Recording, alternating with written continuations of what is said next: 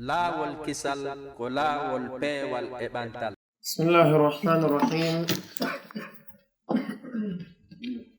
Alhamdulillahi rabbil alamin. Wa sallallahu wa sallama wa baraka ala nabiyyina Muhammad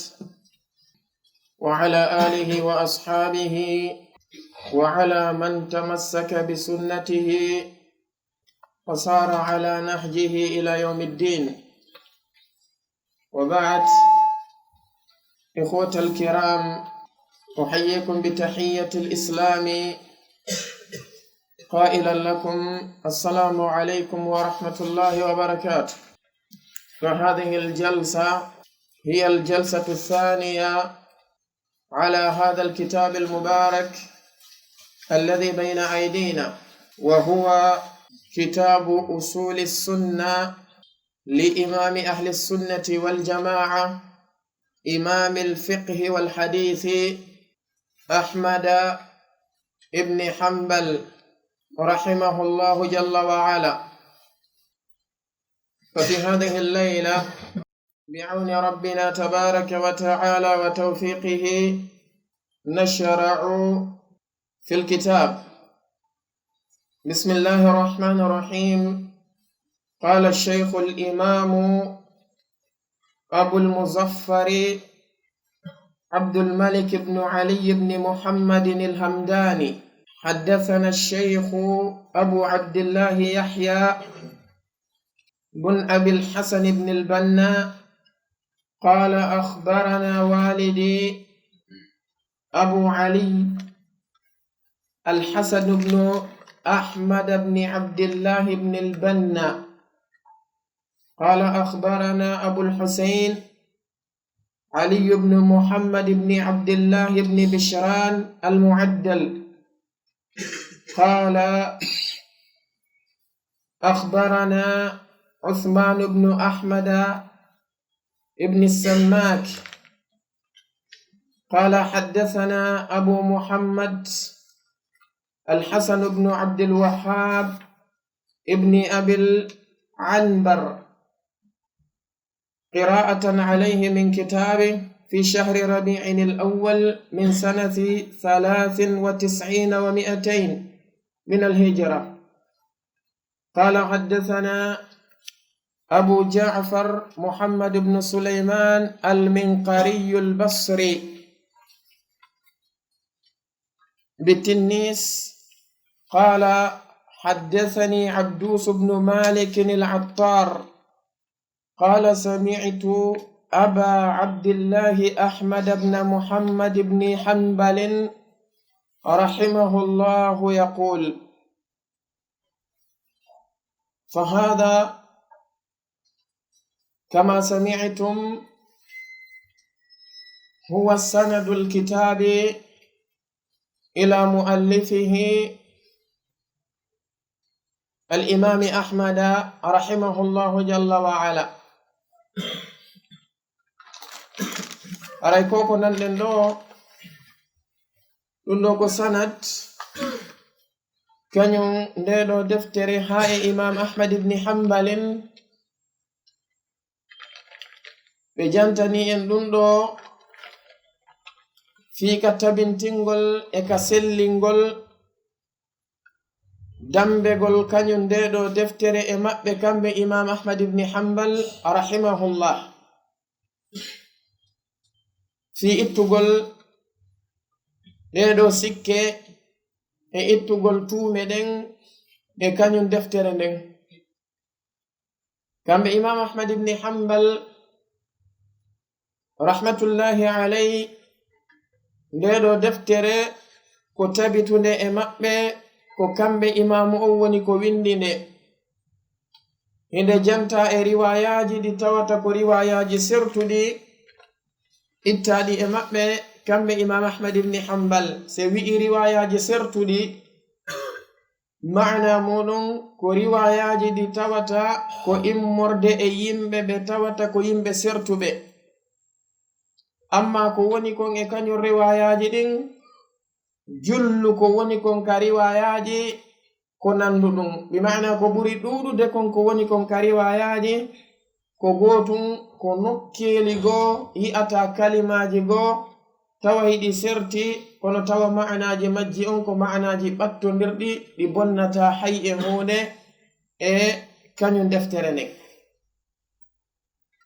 kamɓe imam ahmad ibni hambal rahimahullah ɓe maaki usulu sunnati indana التمسك بما كان عليه أصحاب رسول الله صلى الله عليه وآله وسلم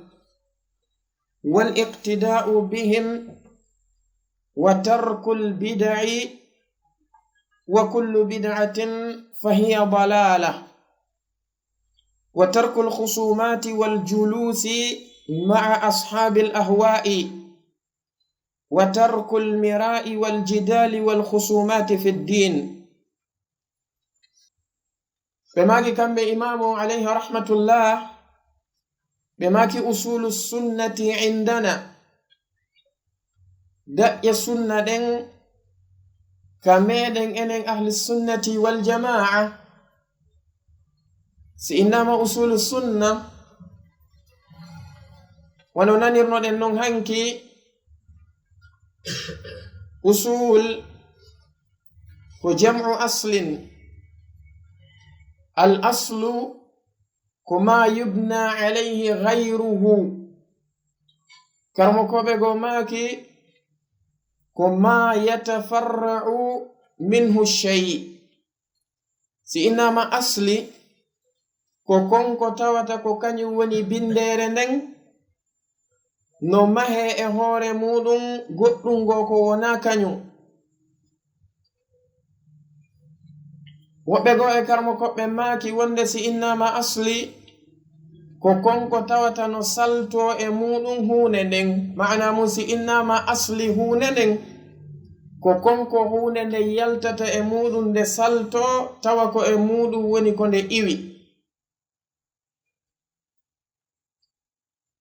معنى أرانون الأصل كما يبنى عليه غيره سندتي أصل البيت يبنى عليه غيره أي يبنى عليه الجدار وتوابعه نمه إهوري أصل كان ينسود ɗum woni fondation suudu ndun no mahe e hoore ɗum ɗon ko jiya e suudu ndun ko tawata wana fondation on tigi. ay no mahe e hoore kañum fondation on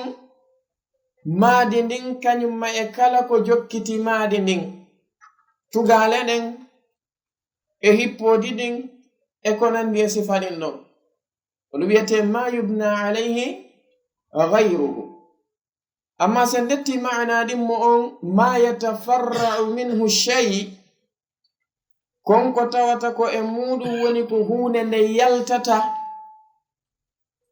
wana kermo koɓɓen ɓe makerta non ɓe wi'a aslul waladi ko abawahu asli geɗaljo on ko jibinɓe mo ɓenɗiɗo ay alwaladu yatafarra'u min abawayhi oɗo geɗal joko o yaltowo o salto o iwa e ɓeeɗo jibinɓe mo ɗiɗo baaben makko kañum may biro makko ko hannon ko geɓum ɗetta e baaben makko geɓum ɗetta e biro makko koye ɗon geɓoy ɗiɗoy koye hawtindira woni mo non kanko ɓiɗɗo on. wana joomi meɗen tabaraka wa ta'ala wiiri non inna khalaqna al insana min nutfatin amshajin o wi menen dey men tagi oɗo ɓandinke oɗo adamayankejo oɗo ɓiɗɗo adam men tagimo immorde e toɓɓere maniyu nde tawata ko jillunde. karmo koɓɓen ɓe maki an nutfatul amshaj toɓɓere jillunde nden ɓe maaki ɗum ko alhayawan almanawi min arrajuli walbuwaydatu min almar'a mana mum ko kullum maniyu kun immorde e gorko on kañumma e woofonde nden immorde e sonnajo on. idan si innama al aslu ko ma yatafarra'u minhu shay e hino maana muɗum. aslul waladi ko abawahu li'annahu yatafarra'u minhuma. amma si innama as-sunna karmo koɓɓen ɓe maaki si tawi innama as-sunna lugatan ka haala arab ko ɗum woni at-tariqatu was-sira, maana muɗum laawol ngol neɗɗo on jokkata ngol, laawol ngol kanko neɗɗanke on o wuuri e hoore muɗum, ko ɗum wiyete as-sunna lugatan ka haala arab. jom menen tabaraka wa ta'ala o wi yuridu llahu liyubayyina lakum wa yahdiyakum sunana alladhina min qablikum ay wa yahdiyakum turuqa alladhina min qablikum. idan si tawi innama as-sunna ka haala arab maana muɗum ko at-tariqatu was-sira. amma istilahan si innama as-sunna بماكي كما ثبت عن النبي صلى الله عليه وآله وسلم من قول أو فعل أو تقرير كرمكو بغو حتى دو وبغو حتى أو صفة. معنى مولوسي إنما سنة نلانه صلى الله عليه وآله وسلم ko woni ɗum ko kala ko tabiti e nelaɗo alayhi salatu wassalam immorde e maaku kañumma e kuugal ɗum woni gollal maɗum irrande. kala ko tabiti e nelaɗo on sallallahu alayhi wa alihi wa sallam foti ko maaku mo ɓe maaki ɗum no wi'e sunna maɓɓe, foti ko gollal ngal ɓe golli kamɓe nelaɗo on sallallahu alayhi wa alihi wa sallam ɗum no wi'e sunna maɓɓe, foti ko qirrande nde ɓe qirri maana muɗum konngol ngol ɓe nani goɗɗo rewiri allahu tabaraka wa ta'ala, maɗum gollal ngal goɗɗo golli ɓe humpiti kanko neɗɗo on o rewiringal allahu tabaraka wa ta'ala, ɓe deƴƴi e hoore muɗum ɓe haɗali ɗum kadi no wi'e sunna maɓɓe kamɓe nelaɗo on sallallahu alayhi wa alihi wa sallam. jono sunna nelaɗo on alayhi salatu wassalam no anda wonde ko ɗum ɗon woni al islamu l haqiqi, islamu mo tawata ko tigi tigijo on. on waɗi si imamul barbahari ɓe maaki alayhi rahmatullahi ka sharhu sunna maɓɓe ɓe maaki i'lam أن الإسلام هو السنة والسنة هي الإسلام لا يقوم أحدهما إلا بالآخر. كما إمام البربهاري بماك رحمة الله عليه بماك أندو إعلم ولا إعلموا أندي ɓe maaki kamɓe imamu on wonde ande annal islama wonde islamu on woni islamu tigi tigijo on wona cheikh ahmad ibn yahya an-najmi rahimahullahu ɓe maakiri non kaɓe sharhi ɗon sharhu sunna on lil imam al-barbahari ka deftere maɓɓe maaketene al irshadu sari ila sharhi sunnati lil imam al-barbahari ɓe maaki maana on wonde i'lam anna al islama huwa sunna wa sunnata hiya al islam wonde maana on ko i'lam anna al islam al haqiqiya huwa sunna wa sunnata hiya al islam al haqiqiyu. maana muɗum andu wonde islamu tigi tigijo on mo allahu tabaraka wa ta'ala neliri nelaɗo alayhi salatu wassalam. kamɓe nelaɗo alayhi salatu wassalamu ɓe noddi e on ɗon islam, sahabaɓe ɓen jaɓi on ɗon islam, ɓe rewiri on ɗon allahu tabaraka wa ta'ala. kamɓe kadi ɓe andini on ɗon tabi'ina ɓen kadi faami ɗum ɗon ɓe rewiri ɗum allahu tabaraka wa ta'ala. ɓen kadi andini ɗum atba'u tabi'in, ɓen faami ɗum ɗon ɓe rewiri ɗum allahu tabaraka wa ta'ala. sheikh on ɓe maki wonde ko ɗum woni sunna nelaɗo on sallallahu alayhi wa alihi wa sallam. ɓe maki anda kadi wonde sunna on ko kanko woni islamu tigi tigijo on. ɓe maki islamu mo nelaɗo alayhi salatu wassalamu nelira on o darorta siwana sunna on darorta siwana on ɗo. maana muɗum neɗɗo wi'atake wonde himo jogiti islamu mo nelaɗo alayhi salatu wassalamu ɓe nelira siwana hara himo jogiti sunna maɓɓe on. ko wana non kanko neɗɗanke on o wi'atake ko o jogitiɗo sunna maɓɓe on ha o jaba islamu mo kamɓe nelaɗo alayhi salatu wassalamu ɓe nelira. idan haray si fiyake sunna no wowlene ande wonde ko ɗum ɗon woni diina tigi tigi waka allahu tabaraka wa ta'ala neliri kan nelaɗo on sallallahu alayhi wa alihi wa sallam. imam ahmad ɓe maki non wonde usul sunna daƴƴe kan ɗon diina ka nelaɗo alayhi salatu wassalamu ɓe nelira. ngol lawol ngol kamɓe nelaɗo alayhi salatu wassalamu ɓe duumi e muɗum ha ɓe feƴƴini, ngongol ɓe janni sahabaɓe maɓɓe ɓen kadi jogiti ɗum, ɓen kadi janni ɗum tabi'ina ɓen jogiti, ɓen janni ɗum atba'u tabi'ina ɓen jogiti. daƴƴe doose kañum ngolɗon laawol ko tawata koye ɗum ɗon woni ko kañum laawol ngol mahi indana ka meɗen ene yimɓe sunna ɓen. ara nun ɗum ko attamassuku bima kana alayhi ashabu rasulillahi sallallahu alayhi wa sallam. ko jogitagol hattirde jogitagol jogitoro soobe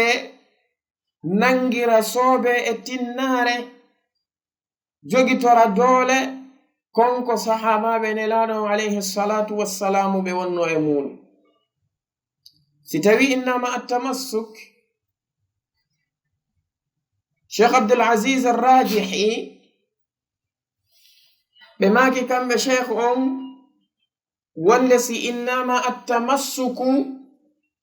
maana muɗum ko luzumu shay'i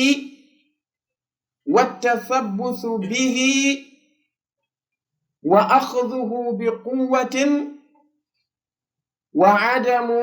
tarkihi aw ittahawuni bihi. ɓe maki ko ɗum ɗo innete attamassuk. si innama attamassuku ɓe maki kamɓe sheikh on ko ɗum woni luzumu shay'i waɗɗagol hunde nden wonda e mayre pooma, wattashabbuthu bihi e notagol e kañum hunde nden tabita e mayre hara sertata e mayre, wa akhdhuhu bi quwwa e jogitorgol hunde nden kadi doole e soobe kañumma e tinnare, wa adamu tarkihi e wasegol tertagol kañum hunde nden awi tahawuni bihi maɗum lo'inagol e kañum hunde nden jogitora nde sama kala, jogitora nde laawol hayfingol nde. ɓe maki ko ɗum ɗo wiyete attamassuk. enan si innama attamassuk jogitagol ko yontigi jogitoro tinnare, o jogitoro soobe, o wonda e muɗum hara o sertata e muɗum laylan wa naharan sabahan wa masa'an fi kulli lahdatin wa fi kulli waqtin wa makan. ɓe maki wonde ko jogitagol bima kana alayhi ashabu rasulillahi sallallahu alayhi wa sallam, jogitoragol soobe e tinnare hara sertali e muɗum konko wonno e hoore muɗum sahabaɓe nelaɗon alayhi salatu wassalam. si innama الصحابة عندك جمع صحابي إنما الصحابي يعني صحابي الرسول صلى الله عليه وآله وسلم تعريف مكرمك بن جني متوتك هوبتدعون بماكي ونde ومن لقي النبي صلى الله عليه وآله وسلم ولو لحظة مؤمنا به ومات على الإسلام بماكي كو إنتي صحاباجو كو كلا متوتا أهوري نلانو عليه الصلاة والسلام حيث تبي هوري كو يرو كو يتر لبطو وني كو أهوري مكبه kono tawa fewno o hawri e maɓɓe tawi ko o gomɗinɗoɓe imma tawa o ardu e gomɗi nangal si o hawri e maɓɓe walla o hawra e maɓɓe kanko neɗɗo on o gomɗinaɓe ɗon ko attiɓe sertude ala kulli halin kanko neɗɗo on o wona mu'minan bihi tawa ko o gomɗinɗoɓe kamɓe nelaɗo alayhi salatu wassalamu ɗoyoɓe sertuno famata ala al islam on maaya kadi kanko neɗɗo on e hoore islamu on ko oɗo wiyete assahabi idan no mari shartiji sharti arano on ko liqa'u nabiyi sallallahu alayhi wa alihi wa sallama sharti ɗimmo on ko kawnuhu mu'minan bihi inda liqa'ihi ay qabla mufaraqatih sharti tammo on ko mawtuhu ala al islami iɗo piiji tati ko beeɗi timma e neɗɗo si o inne sahabiyun sharti arano on ko beetawa kanko e nelaɗo alayhi salatu wassalamu ɓe hawri si tawi hawri kanko neɗɗo on o gomɗini nelaɗo alayhi salatu wassalamu haysi ko e zaman maɓɓe tawi o hawrali e nelaɗo alayhi salatu wassalamu haynde wootere fa hada la yusamma sahabiyan on ɗo wiyatake sahabajo bal huwa kabirun min kibari tabi'in ko on mawɗo molanaɗo jiyaɗo e mawɓe tabi'ina ɓen sifa annajashi en andi annajasi maliku habasha ko neɗɗo mo tawata o gomɗinno nelaɗo alayhi salatu wassalamu fi hayati nabiyi alayhi salatu wassalam lakinnahu ma laqiya annabiya sallallahu alayhi wa sallam o hawrali e nelaɗo alayhi salatu wassalam karmo koɓɓen ɓe maki la yusamma sahabiyan innama huwa kabirun min kibari tabi'in o wi'atake wonde ko o sahabajo bal ko o mawɗo jiyaɗo e ɓurɓe mawnude ɓen e tabi'ina ɓen idan sharti arano on o woopimo kanko najashi woni liqa'u nabiyi sallallahu alayhi wa sallam ashartu thani sharti ɗimmo on ko kawnuhu mu'minan bihi inda liqa'ihi ay qabla mufaraqatih ko laatagol makko ko o gomɗinno nelaɗo alayhi salatu wassalamu kaɓe hawri ɗon ko attiɓe sertude ɗum wiwɗen imma hara o ardu e gomɗinal ngal tawa o gomɗinɓe o ari o tawi ɓe few tawi ko o gomɗinɗo ɓe walla o ara ta ko keferanka ko o arduno e muɗum kono ɓe hawra o gomɗinaɓe ɗon ko attiɓe sertude oɗo kadi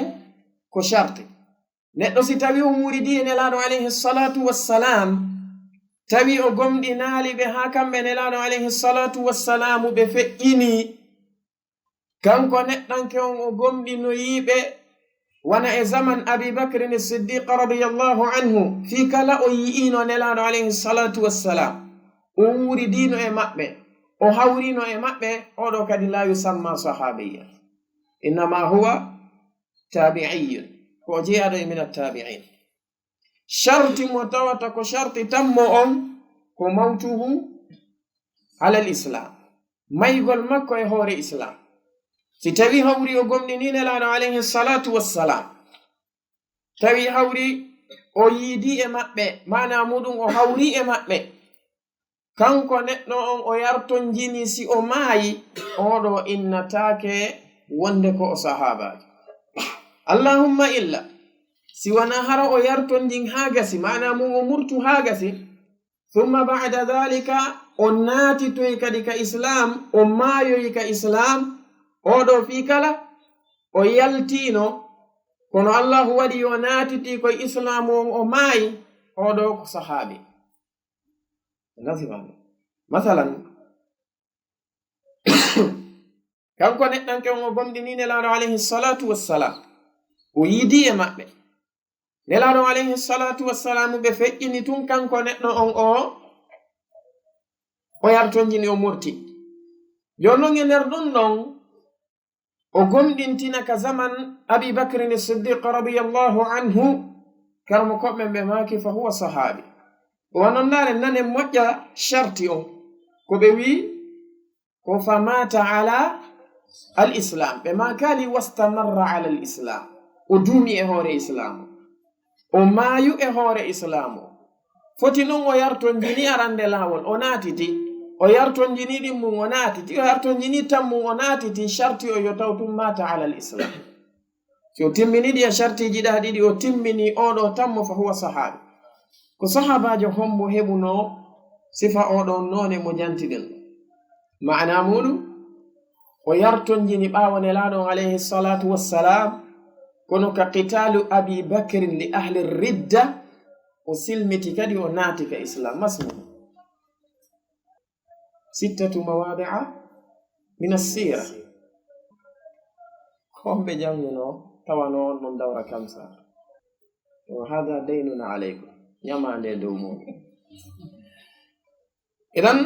ko oɗo timminɗo ɗiɗo shartiji tati woni ko innete sahabiyu rasuli sallallahu alayhi wa alihi wa sallam imam ahmad ɓe janti e nder usuluji ahli sunnati wal jama'a ɗin ɓe adori oɗo asli fi honnu hollugol en enen ahli sunnati wal jama'a ko e yimɓe ɓe tawata wana e yimɓe sincayɓe faamuji wana e yimɓe sincayɓe laawi wana e yimɓe sincayɓe fikraji wana e yimɓe yawitiɓe sahabaɓe nelaɗon alayhi salatu wassalam wana e yimɓe yennayɓe ɓe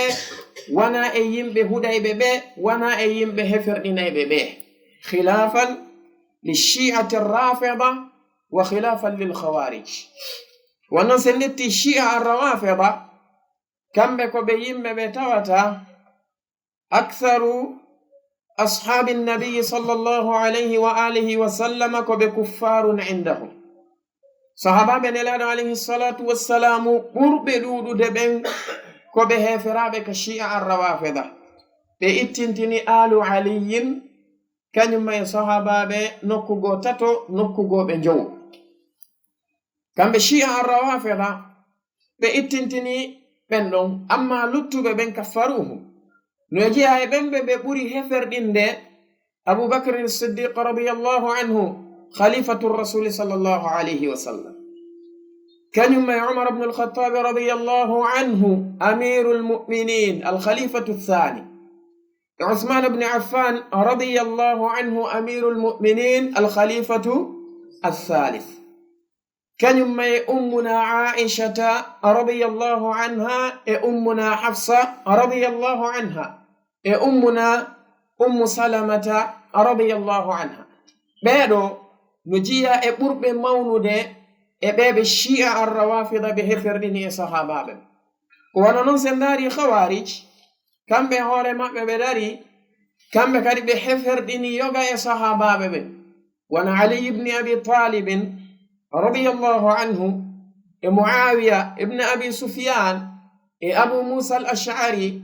e yoga e sahabaɓe ɓen sifa yumma mene aishata radiyallahu anha kañumma e sahabaɓe goo ko wona ɓeɗo kamɓe khawariji ɓe heferɗini ɓenɗo idan enen hiɗen lutoniri e ɓenɗo ko waɗi noon attamassuku bima kana alayhi ashabu rasulillahi sallallahu alayhi wa alihi wa sallam ko ɗum woni ko yemera ɗen fi kitabillahi azza wa jal wa sunnati rasulihi sallallahu alayhi wa sallam ɓeɗo sahabaɓe enen andi ko kamɓe woni awwalul muslimina fi hadhihi al ummati ba'da nabiyiha wa awwalul mu'minina fi hadhihi al ummati ba'da nabiyiha ko woni aramɓe e julɓe ɓen e ɗeɗo mofte ɓaawo nelaɗon alayhi salatu wassalam, aramɓe e gomɗinɓe ɓen e ɗeɗo mofte ɓaawo nelaɗon alayhi salatu wassalam ko haula'i sahaba, ko ɓeɗo sahaba. jom meɗen tabaraka wa ta'ala fewndo o wiyayno ya ayyuha alladina amanu kutiba alaykum siyam, ya ayyuha alladina amanu kutiba alaykum alqisas,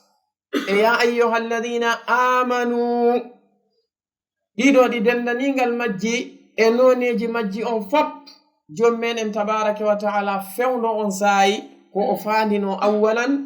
ko sahabatu rasulillahi sallallahu alayhi wa alihi wa sallam. ko ɗo waɗi jom meɗen tabaraka wa ta'ala sabu sellugol e timmugol gomɗinal meɗongal,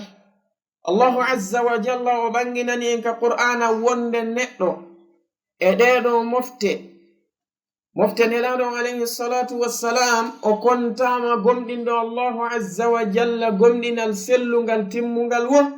si tawi gomɗinal makko ngal wa'i wa gomɗinal sahabaɓe ɓen, bi ma'ana o nandi e maɓɓe ka gomɗinal. jom meɗen tabaraka wa ta'ala o wi fa in amanu bi mithli ma amantum bihi faqad ihtadaw. o wi si tawi yimɓe ɓen ɓe gomɗini sifa ko gomɗinɗon kon onon sahabaɓe nelaɗon alayhi salatu wassalam, haray ɓe feewi ɓe ari e laawol ngol. ɗum waɗi imam ahmad ɓe maaki enen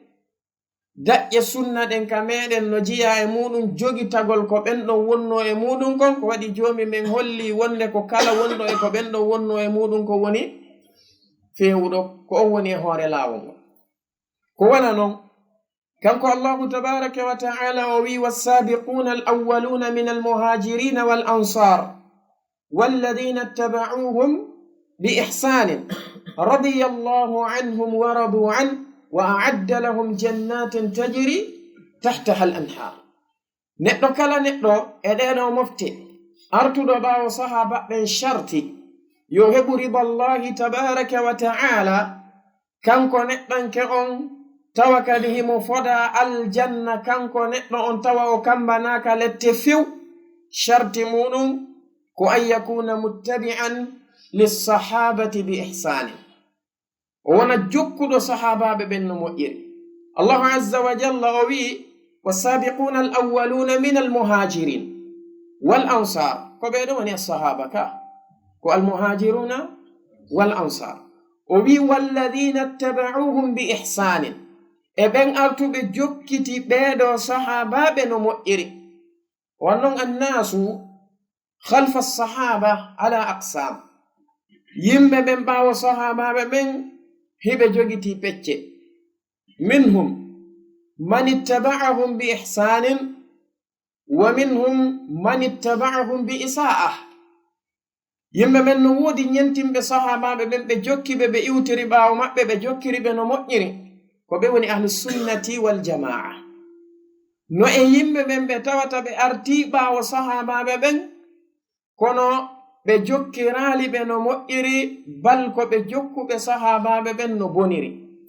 ko homɓe woni ɓen? ko alladina yukaffirunahum walladina yal'anunahum walladina yabtadi'una fi dini llahi azza wa jal. ko woni ɓen non ko ɓen darotoɓe ɓe yenna sahabaɓe ɓen, ɓe heferɗinaɓe, ɓe huɗaɓe. sifa shi'a kañumma e khawarij, kañumma e ɓen yimɓe ɓe tawata ko artuɓe e feddeji majjuɗi luttuɗi ɗin, ɓe sinci e nder diina kanko sahabaɓe ɓen rewirali Allah azza wa jal. no jiya ɓen almu'tazila wal jahmiya wal asha'ira e ko nandi e sifa maɓɓe. Allahu tabaraka wa ta'ala o holli en wonde kala neɗɗo lundiɗo ɓeɗo sahabaɓe nelaɗo alayhi salatu wassalam, kanko neɗɗanke on himo kambana majjere ka aduna ɗo, o kambana kadi yiite kalakhara. Allahu tabaraka wa ta'ala o wi wa man yushaqiqi rasula min ba'di ma tabayyana lahu alhuda wa yattabi'i ghayra sabili almu'minin nuwallihi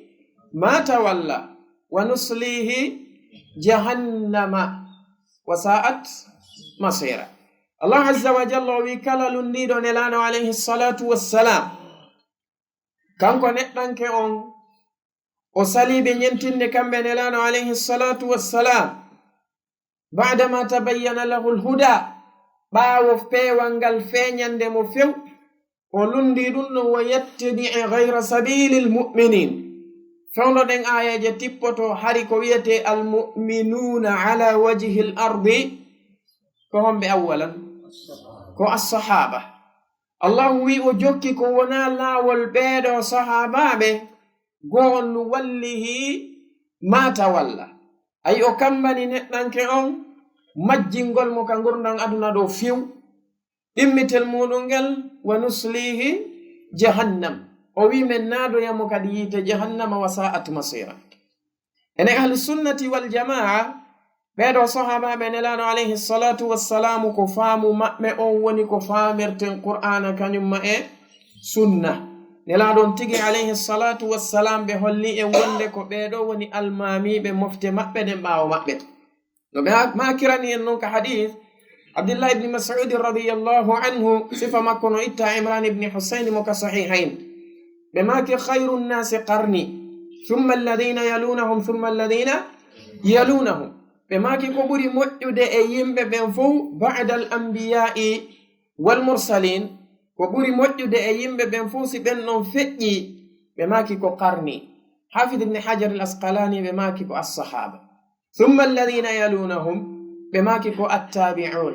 thumma alladhina yalunahum ɓe maki ko atba'u tabi'in idan assahaba kamɓe woni khayru nnasi ba'da al anbiya'i wal mursalin kamɓe ɓuri moƴƴude fof si ɓen ɗon feƴƴi kamɓe nelaɗo alayhi salatu wassalam kamɓe tigi ɓe holli e wonde yen yentin ɓeeɗo sahabaɓe maɓɓe si tawi en ndaari kisa irbad ibni sariyata radiyallahu an nelaɗo alayhi salatu wassalam ɓaɓɓiriɓe wasiya on ɓe wasiyike ɓe haa e laawol ɓe maaki innahu man ya'ish minkum fa sayara ikhtilafan kathira fa alaykum bi sunnati wa sunnati alkhulafa arrashidin almahdiyin tamassaku biha wa abdu alayha binnawajis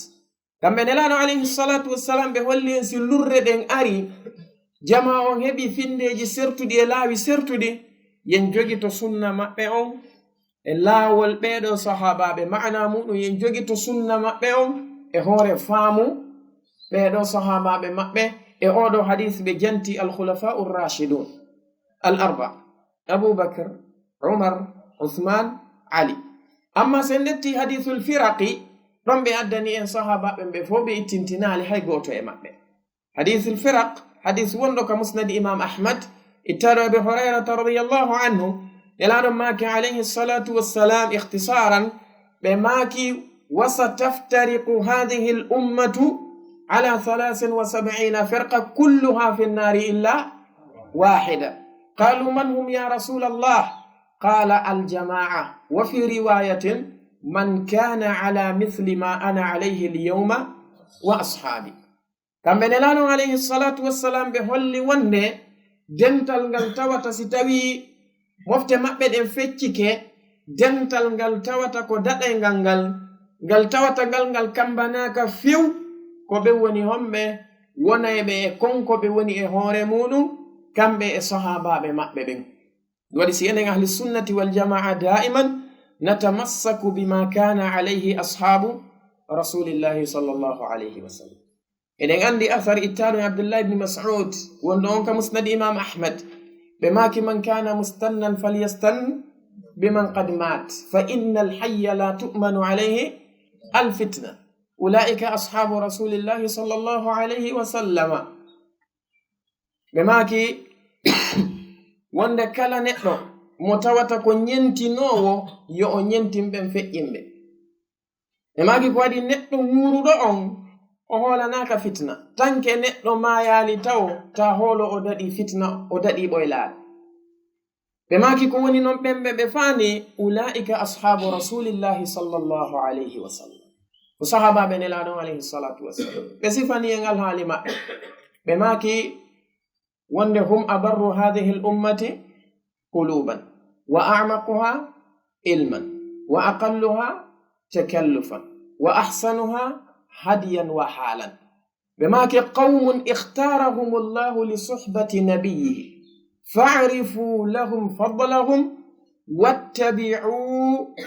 sabilahum fa innahum kanu ala alhuda almustaqim. Abdullah ibn Mas'udin ɓe maaki ɓen kamɓe woni abarru hadihi l ummati quluban. ɗeɗo mofte fof ko kamɓe ɓuri ɗe ɗiggude ɓerɗe.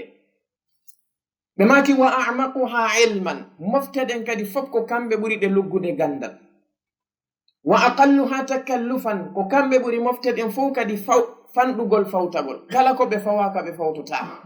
ɓe sattinotako e dina. ɓe maaki wa ahsanuha hadiyan wa haalan, kamɓe ɓuri mofte ɗen fof moƴƴude alhaali kañumma e peewal. ɓe maaki ɓen ko yimɓe ko allahu azza wa jalla suɓiiɓe fiyo ɓe wondu e nelaɗo makko alayhi salatu wassalamu, ɓe wallitoɓe e fiyake kaɗo nina. ɓe maaki andane ɓen ɓural maɓɓe ngal, andane ɓen ɓural maɓɓe ngal. ɓe maaki ñenti noon kadi laawol maɓɓe ngol, ko waɗi noon ɓe laatino kay hoore laawol ngol tawata ko fiyungol ngol. on waɗi cheikh al albani rahimahullahu ɓe maaki wonde da'aimu ddini ko halata. da'aimu ddin ko halata: kitabullah wa sunnatu rasulihi sallallahu alayhi wa sallama wa fahmu as-sahaba. ɓe maaki tugale diina kan, diina tigi tigiwa kan ko piiji tati. ɓe maaki ɗen tugale tati ɗon: go on ko deftere allahu nden, ɗiɗi on ko sunna nelaɗon alayhi salatu wassalamu, tati on ko faamu sahabaɓe ɓen. ɓe maaki sen naani noon hakkunde men enen ahli sunna e feddeji luttuɗi ɗi woni feddeji majjuɗi ɗin. sen ndaari en tawa e fof no wowlude inna kitabullah, fof no wowlude wiya sunnatu rasulihi sallallahu alayhi wa sallam. kono enen yondinorɗen fahmu sahaba, sabu ɗum fewuɗen luttuɓe ɓen kamɓe ɓe ardini faamuji maɓɓe ɗin e dow faamuji sahaba ɓen, ɓe luutodiri e maɓɓe, sabu ɗum ɓe majji. faamingen? idan ara nun ɗum ko attamassuku bima kana alayhi ashabu rasulillahi sallallahu alayhi wa sallam. ɓe maaki wal iqtida'u bihim, e ñentingol ɓe kamɓe sahabaɓe ɓen, ko yen iwtirɓawo maɓɓe na yen wonu yeeso maɓɓe. ma'ana muɗum naqulu bima qaalu wa naf'alu ma fa'alu wa natawaqqafu amma tawaqqafu anhu. enen en wowlay ko ɓe wowli ko, gollen ko ɓe golli kon, daroɗen dartanoɗen konko ɓe dartani ɗum. bi ma'ana kala ko tawata ɓe waɗali en watta, kala ko tawata ɓe wowlali e diina kan en wowlata, kala ko tawata ɓe ukkaki e muɗum e diina kan en ukkotako e muɗum. ko ɗum woni al iqtida'u bihim, wongol ɓaawo maɓɓe hara wonali yeeso maɓɓe.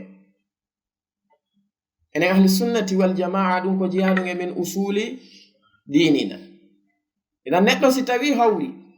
o woni neɗɗo mo tawata yataqaddamu bayna aydi as-sahaba, la yakunu sunniyan bal yakunu mubtadi'an.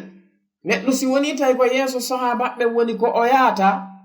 o yondinorta faamuji maɓɓe ɗin, o laatota ko neɗɗo sunna, bal o wonay neɗɗo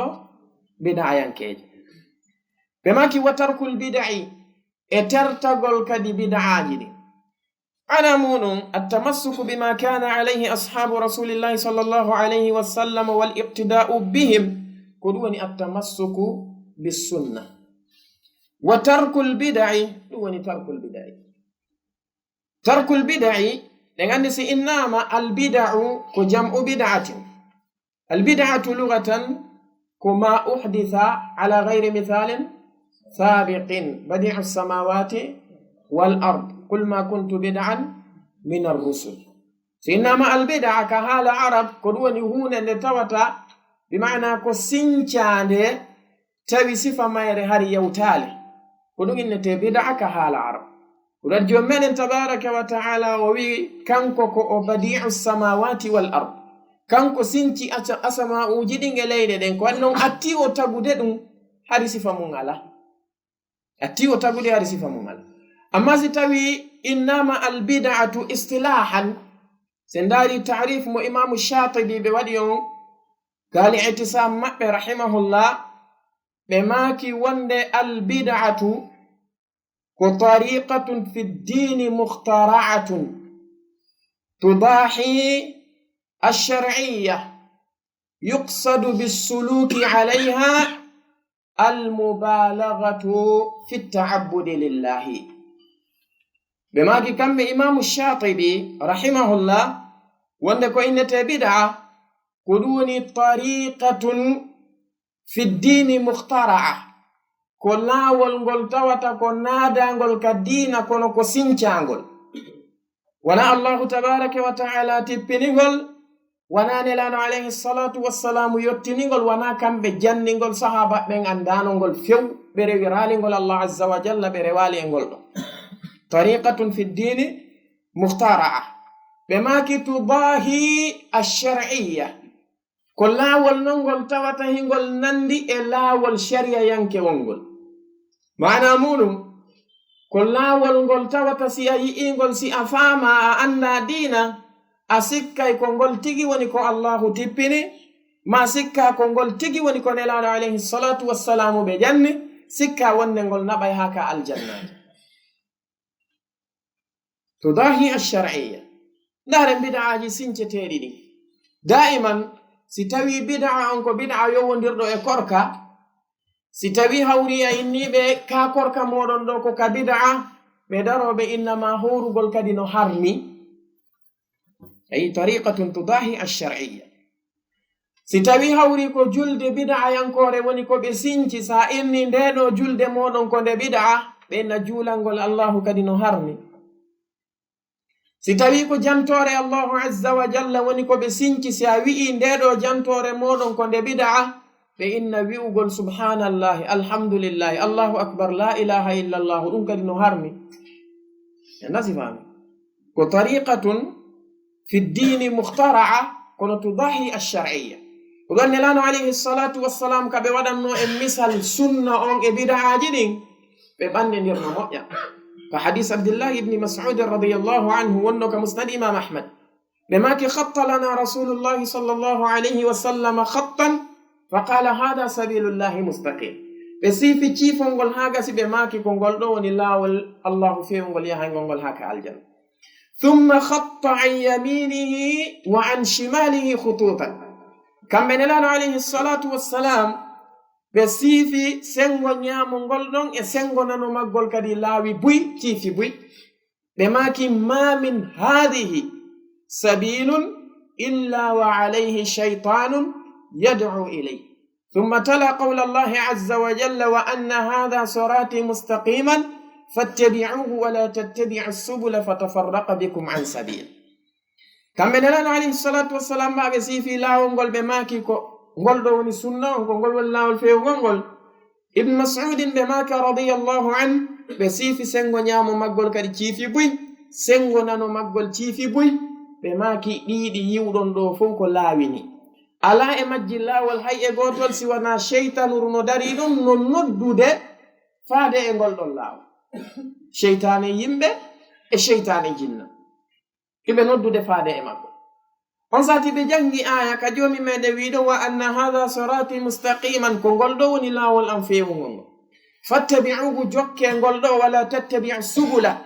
wata on jokkuɗi laawi ɗi tawata ko addaɗi ɓannaɗon ma naada e nder maggol fatafarraqa bikum an sabili sakko di senna on e laawol makkongol ko wannon hiɗi nandi moƴƴa oɗum addi hasi imamu shatibi ɓe make rahimahullah wonde ko tariqatun fi ddini mukhtara'atun tubahi alshar'iyya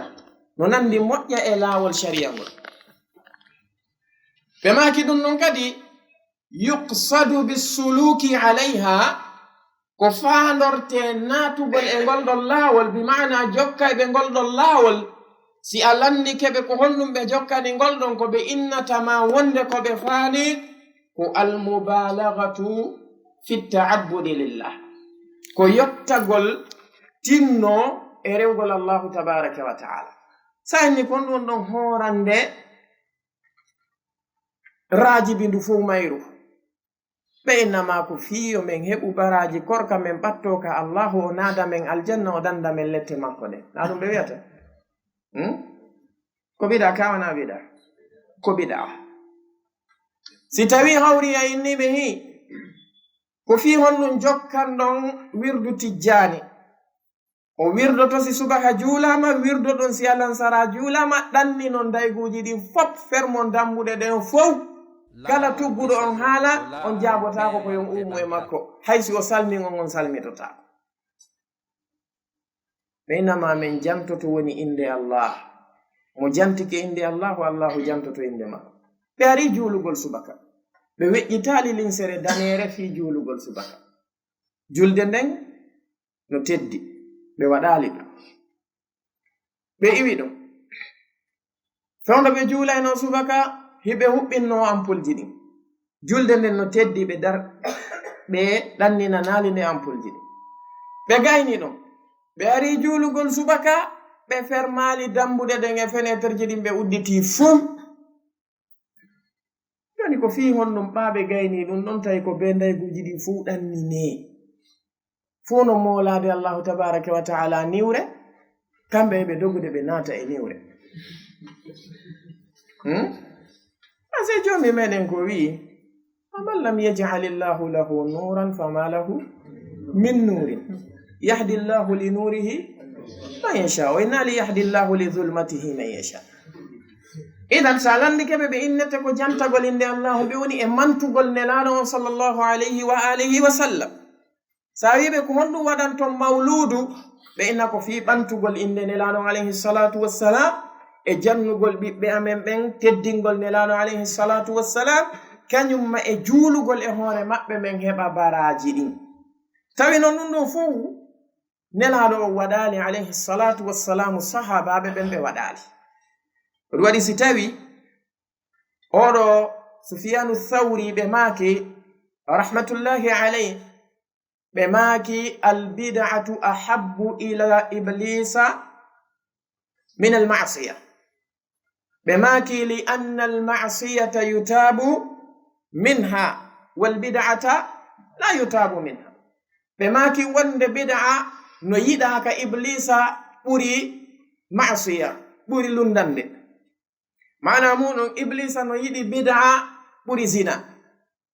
mo yiɗi bid'a ɓuri yarugol beere mo yiɗi bid'a ɓuri wujjugol mo yiɗi bid'a ɓuri yennugol mo yiɗi bid'a ɓuri nyowgol ɓe maaki sabu no honɗum ko sabu tawde neɗɗo mo tawata ko waɗowo zina yarowo beere wujjowo nyowowo waddindirowo oɗo si alandike mo innete koye bone o woni ka ko ɗum wani ɓurɓe ɗudde ɓen sa wolniɓe ɓe inna men tuuboyayi torane men Allahu menen gatta men maayo e hoore ɗum na ɗum ɓe wolta ko ɗum amma bid'a neɗɗo mo tawata ko waɗowo bid'a si alandike mo innete ko aljanna o fokkiti andi ɗo neɗɗo a horataɗo ha gasa toroɗa Allah azza wa jalla wiya yo yafmanoma ko horuɗa kon ka ko torotoɗamo ko yo jaɓan a juulata a gayna toroɗa Allahu yo yafanoma ko juuluɗa ko astagfirullahi laaɓi tati on ɓaawo julde nden ko toragol mo yaafuye si tawi a mankini goɗɗum ka nder julde yo yaafoma hara ɗum ɗon haɗali o jaɓanama julde nden na do toragol mo yaafuye fi ko sujjanɗamo ko idan neɗɗo si tawi o andi ko e dewal o woni o tuubayo e way dewal o tuubatayo way dewal ko ɗum waɗi si tawi iblisu alayhi la'na kanko bid'a on no wela mo ɓuri lundale ɗe Abdullah ibn Mas'ud radiyallahu anhu ɓe maaki wonde al-iqtisadu fi sunnati khayrun min al-ijtihadi fi l-bid'ati ɓe maaki hakkindagol neɗɗo on ka sunna inne kaari tinnaki ka sunna ɓe maaki ɗum ɓuri mo moƴƴande edi o tinnade ka bid'aji waɗi goto e karmo koɓɓe maaki mi fayali ko Sufyanu Thawri walla Sheikh al-Islam ibn Taymiyyah rahimahullah ashakku indi ɓe maaki wonne majtahada abdun fi bid'atin illa zdada min Allahi bu'da ɓe maaki kala neɗɗo tinniɗo e bid'a o tinnotako e bid'a makko on siwana o ɓeydoto woɗɗitagol Allahu tabaraka wa ta'ala kanko neɗɗo mo tawata ko neɗɗo bid'a on kono o tinnori e bid'a makko o wo ko non woni woɗɗitorde Allah subhanahu wa ta'ala en nasi fami إذن كنو إنتي البدعة وطريقة في الدين مخترعة تباهي الشرعية يقصد بالسلوك عليها المبالغة في التعبد لله كنو يتي البدعة جونو بماكي وترك البدع نجيها أصولوجي دين ميدن كان أهل السنة والجماعة ترتقل ديدو بدعاجي فيو سبونن جو ميدن تبارك وتعالى وهدين لن عندي المدخل إلى البدع كمخالفة الرسول صلى الله عليه وسلم ناتر غانغال بدعاجي دين فوق لندغل نلانو عليه الصلاة والسلام نحن ويأما أودي بدعاو إذا خالف الرسول صلى الله عليه وسلم نحن ويأما بدعا ينكجو إذا خالف الرسول صلى الله عليه وسلم ورجو من تبارك وتعالى نهانا عن مخالفة الرسول صلى الله عليه وسلم يوم موي يا أيها الذين آمنوا لا تقدموا بين يدي الله ورسوله واتقوا الله وبيكون يقولون بواتاهم أرض حي هنا يسوع الله تبارك وتعالى إن لانو عليه الصلاة والسلام معنى مون ابن عباس بماكي أي لا تقولوا خلاف الكتاب والسنة بماكي معنى آية وتأول كل دي قرآن السنة إمام القرطبي بماكي معنى آية لا تقدموا قولا ولا فعلا على قول الله وعلى قول وفعل رسول الله صلى الله عليه وسلم وتون أرض كونغول إغلل إدو دفتر الله لي وتون أرض كونغول إغلل إدو كونغول إغلل نلانو صلى الله عليه وآله وسلم كانكو جومي من أحدي إن لندغول كانكو تبارك وتعالى أولي إن سيدن فالا نينتي نرغل موجال كو كامبه لقد كان لكم في رسول الله أسوة حسنة هاوي إن تطيعوه تهتدوا كانكو تبارك وتعالى o hulbini en kadi moƴƴa o kambani en si yellundi keɓe o wi falyahdari alladina yukhalifuna an amrihi an tusibahum fitnatun aw yusibahum adabun alim yo rento ɓe wonɓe lundade nelano alayhi salatu wassalam ta heɓuɓe o ñaare ka ɓerɗe maɓɓe ɗum woni zaygun fil qalbi ɗum woni fitna o wala karmokoɓe go ɓe makiri noon imam ahmad ibn hanbalin kamɓe ɓe maki ko shirkun mana mun neɗɗo on si tawi o lundike nelano alayhi salatu wassalam o duumike e muɗum ɓernde makko nden oñete ha kanko neɗɗo on o yanoya e shirkangol allahu tabaraka wa taala naren aboubacre as-siddiq radiallahu anhu ɓe maki inni akhafu ida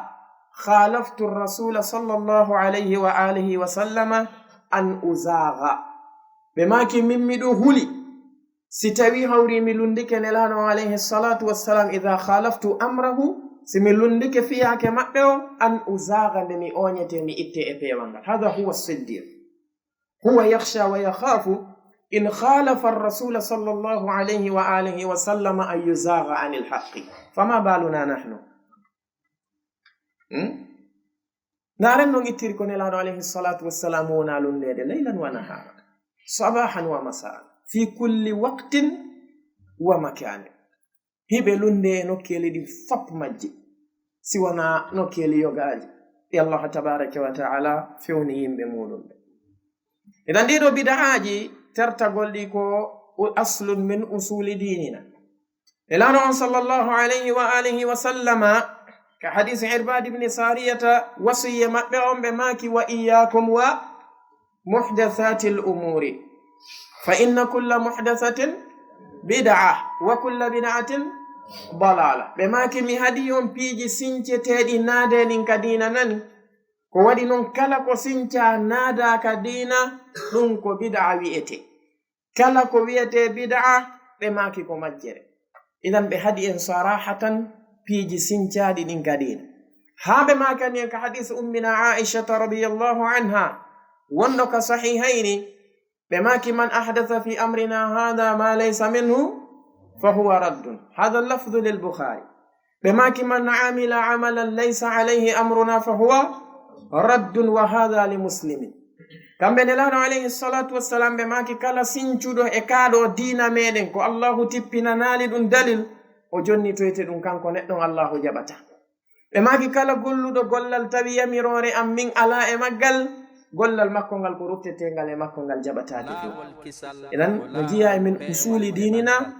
tarkul bidai ɗum noon sahiratan kanat am kabiratan foti bidaa on ko tosoko ma ɗum ko o jano ahli sunnati wal jamaa ko ɓe woɗɗitiɓe ko wiyete bidaa ko ɓe woɗɗitiɓe ko wiyete bidaa kamɓe yakfihim ma thabata ani nabii sallllahu alayhi wa alihi wa sallama wassahaba ko tabiti kon e nelaɗon e sahaba ɓen ɗum ɗo yoniɓe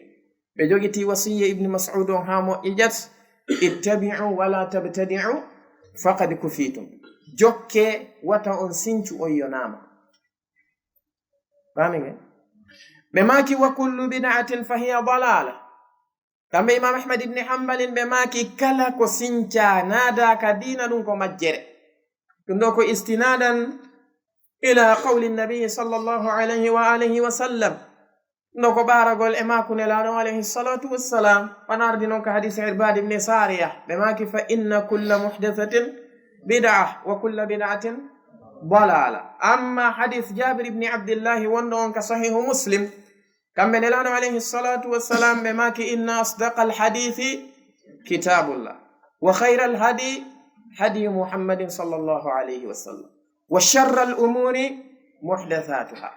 inna kulla muhdathatin bid'a wa kulla bid'atin dalala wa kulla dalalatin finnar. idan nelaɗo alayhi salatu wassalam ɓe makanin albida'u bi ajma'iha koɗi dalala bid'aji ɗiɗɗi dendanigal majji ka dina koɗi majjere jonno ya'ti shakhsun wa yadda'i al-ilma thumma yufarriqu bayna al-bid'i wa yadhkuru lana bid'atan hasana wa bid'atan sayyi'a. oɗo waɗi cheikh fawzani ɓe make hafidahullah ono ardi noon ka deftere maɓɓe aqidatu tawhid ɓe maki kamɓe cheikh on hafidahullahu wonne man qassama albid'a ila qismayni ay fa ja'alaha bid'atan hasanatan wa bid'atan sayyi'a haray faqad qassama bayna ma jama'a allahu wa rasuluhu sallallahu alayhi wa sallam. hada ma'na qawli cheikh ɓe maki wonne kala neɗɗo feccuɗo bid'a on o waɗi bid'a moƴƴo e bid'a bonɗo oɗo haray ko neɗɗo mo tawata o fecci hakkunde ko allahu e nelaɗo alayhi salatu wassalam ɓe moɓinir. nelaɗo alayhi salatu wassalam ɓe maki kullu bid'atin dalal tawa ɓe mari shubuha ara noon o nelaɗo alayhi salatu wassalam ɓe maki man sanna sunnatan hasana fa dhakara ma dhakara thumma qala wa man sanna sunnatan sayyi'atan fa dhakara ma dhakara. nelaɗon ɓe makali man ibtada'a bid'atan hasanatan ɓe makali man ibtada'a bid'atan sayyi'atan awari ara wiya bete sunna hasana e sunna sayyi'a taqifu haythu waqafa an-nabiy sallallahu alayhi wa sallam ko ɓe maki ko man sanna sunnatan hasanatan wa man sanna sunnatan sayyi'a ɓe makali man ibtada'a bid'atan hasanatan wa man ibtada'a bid'atan sayyi'atan. hada awwalan. thaniyan sababu wurudi alhadith ko ma'ruf kala jantaniɗo mon hadith wi'umo yo jantanoma alhadithu bi kamalihi hadith on ha o timma par ce que sababu wurud makko on no anna nelaɗo alayhi salatu wassalamu ɓe landi julɓe ɓen jawle maɓɓe nden islamu on hatojini e muɗum sahabajo immi kanko o atti o jonni ɓawo wattike o jonni yeeso ɗum yimɓe ɗuɗuɓe kadi jonni ɓawo makko nelaɗo alayhi salatu wassalam ɓe maki kala on mo tawata ko taƴuɗo laawol moƴƴol ma'ana muɗum kanko neɗɗanke on hunde yamirande ka dina o attike o waɗinde o wurnitinde yeeso yimɓe ɓen ɓe iwtiri ɓawo makko e muɗum harahi mo mari baraji kala golluɓe ɗen golle ɗon wattude baraji makko ɗi. ɓe maki kala kadi on neɗɗo taƴanɗo yimɓe ɓen laawol bongol jama on iwtiri ɓaawo makko ɓe ñentinimo ɗon mo mari bakkatu makko on e yeru bakkatu ko ɓen ɗon ɓe bonni kon fuu ɗa mo mari baraji makko ɗin e yeru baraji ko ɓeeɗa moƴƴini kon fuu ɗa mo mari bakkatu makko on e yeru bakkatu ko ɓeeɗa bonni kon fuu aljasa'u min jinsil amal. idan hadis on o tindina tabitugol bida hasana e bida sayyi'a ko wana non kamɓe nelaɗo alayhi salatu wassalam konko ɓe maaki ɗon man sanna sunnatan hasana wana moƴƴingol makko laawol ngol allahu tippinanaali dalil ma kamɓe ɓe rewali e maggol ko laawi tabituɗi ɗin ka diina o woni e nokkure tawa jama o welsindike e ɗum ɗon kanko neɗɗon o wurnitana ɓe ngol ɗon laawol ɓe iwtira ɓaawo makko ko ɗum ɗon woni ko faanda wana yo sincanɓe biɗa ha gasa ɓe daroɓe inna on ɗon hasana famani shubha maɓɓe ɗin mo on ko konngol umar ibn al-khattabi ngol ɓe maki ni'matul bid'a hadihi oɗo ni'matul bid'a hadihi ko nangirtaɓe an tigi e hoore mana ko landagol ɓe ko honɗum wiyete bid'a sa landike ɓe ko wiyete bid'a ɓe wiyete ko ma uhdisa ala gayri misalin sabiqin ko konko sinca tawi sifa mum feƴƴaade umar ibn al-khattabi radiyallahu anhu jama'a an-nasa bay on khalfa imamain ɓe mooɓi yimɓe ɓen ka salatu tarawi ɓaawo imamuɓe ɗiɗo ubay ibnu ka'ab e tamimi dari ko umar ibn al-khattabi radiyallahu anhu atti waɗude salatul jama'a fi tarawih nelaɗo alayhi salatu wassalam julluno sahaba ɓe balɗe jelu salatu tarawihi jama'atan balɗe tati ga jeni ko honno wiirta ko ma uhdisa ala gayri mithalin sabiq annabiyu fa'ala sallallahu alayhi wa sallam idan la yusamma bid'atan fi ddin yoni ko honɗum waɗi ha umar ɓe maaki ɗum ɗon ni'matul bid'a hadihi ko sabu fatara mo tawata ko zaman abi bakri lombiɗo on hakkunde ɗum ɗon e akhiru zamani nabiyi sallallahu alayhi wa sallam nelaɗo alayhi salatu wassalam ɓe julni sahabaɓɓen balɗe tati nayamum ɗum ɓe yurniɓe tawi sahabaɓɓen ɗuuɗi ɓuriɗe e balɗe ɓe huli yaltugol kulol wata farle e hoore mofte ɗin gila ɗon ɓe wattaali woniri noon hannde kadi wattaka sifa mum aboubacre lonti duuɓi ɗiɗi maɓɓe ɗin ɓe woni ka nelaɗo woni ɗon ɓe waɗaali umar ibn al-khattabi radiyallahu anhu lonti yehi ha e zaman go e zaman maɓɓe o ɓe ndaari ɓe tawi ko yimɓe ɓe woni juulude kon ka nder juulirde tawa ɓe waɗi dentoy ɓe yi'i kamɓe illa mo nelaɗo alayhi salatu wassalam hulno on ɗon feƴƴi ko fii kulol wata farle ɓaawo nelaɗo on goɗɗum farlatake kala ko farlanoka ɓe tawi e faamu maɓɓe wonde pellet sinano kulol farlede nde nelaɗo on dumotono e muɗum alayhi salatu wassalam ko accintini ɓe ko kulol ngol jon noon ngol kulol ɗon ngol dirti illa on zalat kamɓe umar ibn al-khattabi radiyallahu anhu ɓe mooɓidiri sahabaɓen e ɗum ɗon kañum may tabi'ina ɓen ɗon ɓe woni ɓaawo ɓen ɗon ɗiɗo tawi ko ɓen ɗon julnata joni sabu nelaɗon hari accitino aboubacre waɗano ɓe wattiti ɗum ɗo wasi tawi hawri koko fuɗɗita ono koko mari misal ko ɗo sikarmo koɓɓe maaki almouradu bil bid'ati fi qawl faandino ko honɗum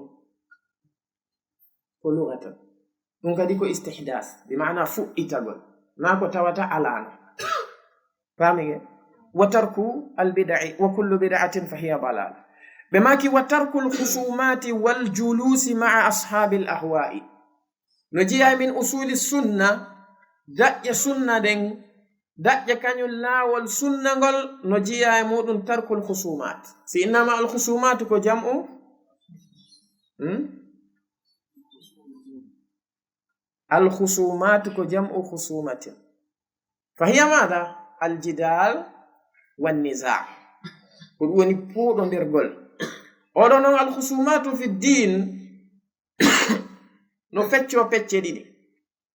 ko imma khusumatun lil inkari awi tashakkuki walla awi tashkiki khusumatun lil inkari awi tashkish awi التشكيك وهذا القسم الأول. القسم الثاني هو الخصومة لإعلان الحق wa ibtali albatil. feccere aranere nden husuma on ka diina ko ɗum woni bima'ana wenjugol ka diina lil inkari awi tashkiki. lil inkari fi ruttugol nassuji tabituɗi ɗin ka diina. sifa husumatu alkuffar walla husumatu almubtadi'a goɗɗi goye husumatiji maɓɓe. husumat alkuffar ɓe ndaari heferaɓɓen fewndo nelaɗo alayhi salatu wassalamu nela jomenen tabaraka wa ta'ala tigi wiwnoɓe bal hum qawmun khasimun, ko ɓe yimɓe ɓe tawata ko wenjeyɓe fi honnon fi dartagol annabankaku e nelal nelaɗon alayhi salatu wassalam. ɓe dari ɓe wi a unzila alayhi dhikru min baynina, ene tippina e hoore oɗo qur'anare nden hakkunde men ɗo enen alyatim faqir. oɗo a unzila alayhi dhikru min baynina, wonno ɗum wata gaser tawi ɗum no ko husumatu limada lil inkar ka li inkari risalatihi wa nubuwatihi. ɓe dartiɓe hattali ɗo ɓe wi lawla nuzila hadha alqur'anu ala rajulin min alqaryataini azim. ɓe wi ko honɗum haɗi ndeɗo qur'anare tippine e hoore neɗɗo mo tawata ko gooto e yimɓe tedduɓe ɗeɗo ceyɗiɗi makka e taif. ko honɗum haɗi si tawi ko goonga ɗum ko immorde ka allah, ko honno allahu accirta ɓen tedduɓe ɗon o tippina e hoore oɗo. husumatun lil inkari wa tashkik. o wona noon husumatu ahli lbida'i fi nususi assifati. se ndetti ɓeɗo yimɓe bida'a sifa wona mu'tazila kañum may jahmiya e asha'ira ka sengo nassuji arɗi fi jantagol sifaji allahu tabaraka wa ta'ala ɗin e ndaray tawen noneji no ɓe woni e waɗirde no husumaji maɓɓe wenje maɓɓe ɗen ko noneji ɗi tawata ko fi yeddugol ɗin sifaji ɗon kañum may sikkintingol yimɓe ɓen e majji. o waɗi si tawi hawri a wi allahu azza wa jalla yattasifu bi sifati albasar, bi sifati sam, bi sifati alwajh, bi sifati alyadayn, bi sifati alasabi', ɓe innama wo ithbatuka li hadihi sifati yaqtadi wa yastalzimu ithbat aljasadu lillahi azza wa jalla. ɓe wi'e wo si a inni mo jogi ɗin sifaji ɗon ɗum holli wonde a tabintinanimo kanko allahu mo jogi ɓandu. ɗum noon ithbatuka li sifati aljismi walla aljasadi lillahi tabaraka wa ta'ala ɓe innama ɗum ko tashabbuhun bi khalqihi tabaraka wa ta'ala, ko tashabbuhun bihi bi khalqihi jalla wa ala, ko nandindingol mo kanko tabaraka wa ta'ala e tagore makko ɗen. ɓe wiyama man shabbaha allaha bi khalqihi fa huwa kafir. ay ɗiɗo husumatiji foɗi ɓe yaari awalan ko lil inkari sifat,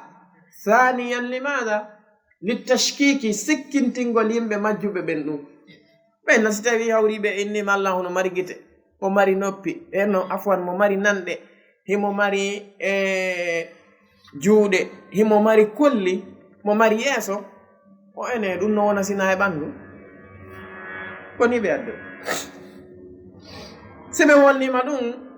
an e hoore ma ko wiyataɓe ko wonde an a anda si allahu no mari ɓandu esmasi o ala, o wiyalima mo mari, o wiyalima o ala, nelaɗo makali mo mari, ɓe makali o ala, an a feƴƴitotako ɓe kamɓe ɗiɗo. koko o mari o wi'uma mo mari, nelaɗo maki mo mari, kon ko ɗum wiɗa himo mari, wi'ugol ma kadi himo mari ɗum ko fandiɗa ko wonde ɗum no serti e ko tagore makko nden ko laysa ka mislihi shay'un wa huwa as-sami'u al-basir. idan oɗo ko none e noneji alkhusumat. khusumatun lil inkari wattashkik, ɗum woni khusumatul kuffari wa ahli lbidai. ɗum ɗo ko haramun fi ddin ala l itlaq. ahli sunnati waljamaa ɓe andirakan kamɓe nususuji ɗin si ari yumirrunaha kama ja'at, no ɗi ardi noon ko noon ɓe feƴƴinirtaɗi, ɓe jogitoraɗi faamu majji on no sahabaɓen famiri noon, ɓe ardinta haqqille maɓɓe. alqismu thani, feccere ɗimmere nden wattashkik. nam alqismu thani ko khusumatun li i'lani alhaqqi ay li tahqiqi alhaqqi wa ibtali albatil. ɗum ɗon ko wenjande nde tawata ko nde neɗɗo on wenjirta fii ɓangilngol goonga on e mehugol mere nden. ɗum ɗon ko ma yakunu baynahu wa bayna almukhalifin, hakkunde makko e lundiɓe ɓen, imma alkuffar wa imma almubtadi'a. ɗum ɗo wenjugol yimɓe ɓe tawata ko yimɓe bida'a ɓen, karmokoɓe ɓen ɓe janti ɗum pecce ɗiɗi. ɓe maki si tawi hawri maslaha on e muɗum no ɓuri mawnude edi mafsada on, tawi hawri moƴƴere yaltayde nden no ɓuri mawnude edi bone yaltowo on sati no waɗe. sifa ko imam ahmad ibni hambalin wadduno kon e mu'tazila yankoɓɓen, bal ado ɗum noon sifa ko abdullahi ibni abbasin wadduno kon e khawariji yankoɓɓen. amma noon si tawi hawri mafsada on ɓuray tiiɗude edi maslaha on, a ndaari a tawi neɗɗo bida on o faalama wadde ƴangal, o saakita shubuhaji makko, jiɓayeji makko ɗin, tawa si on jooɗodi ɗon ko tana on ɓurata yaltude edi moƴƴere yaltande nden, ɗum ɗon no haɗa few,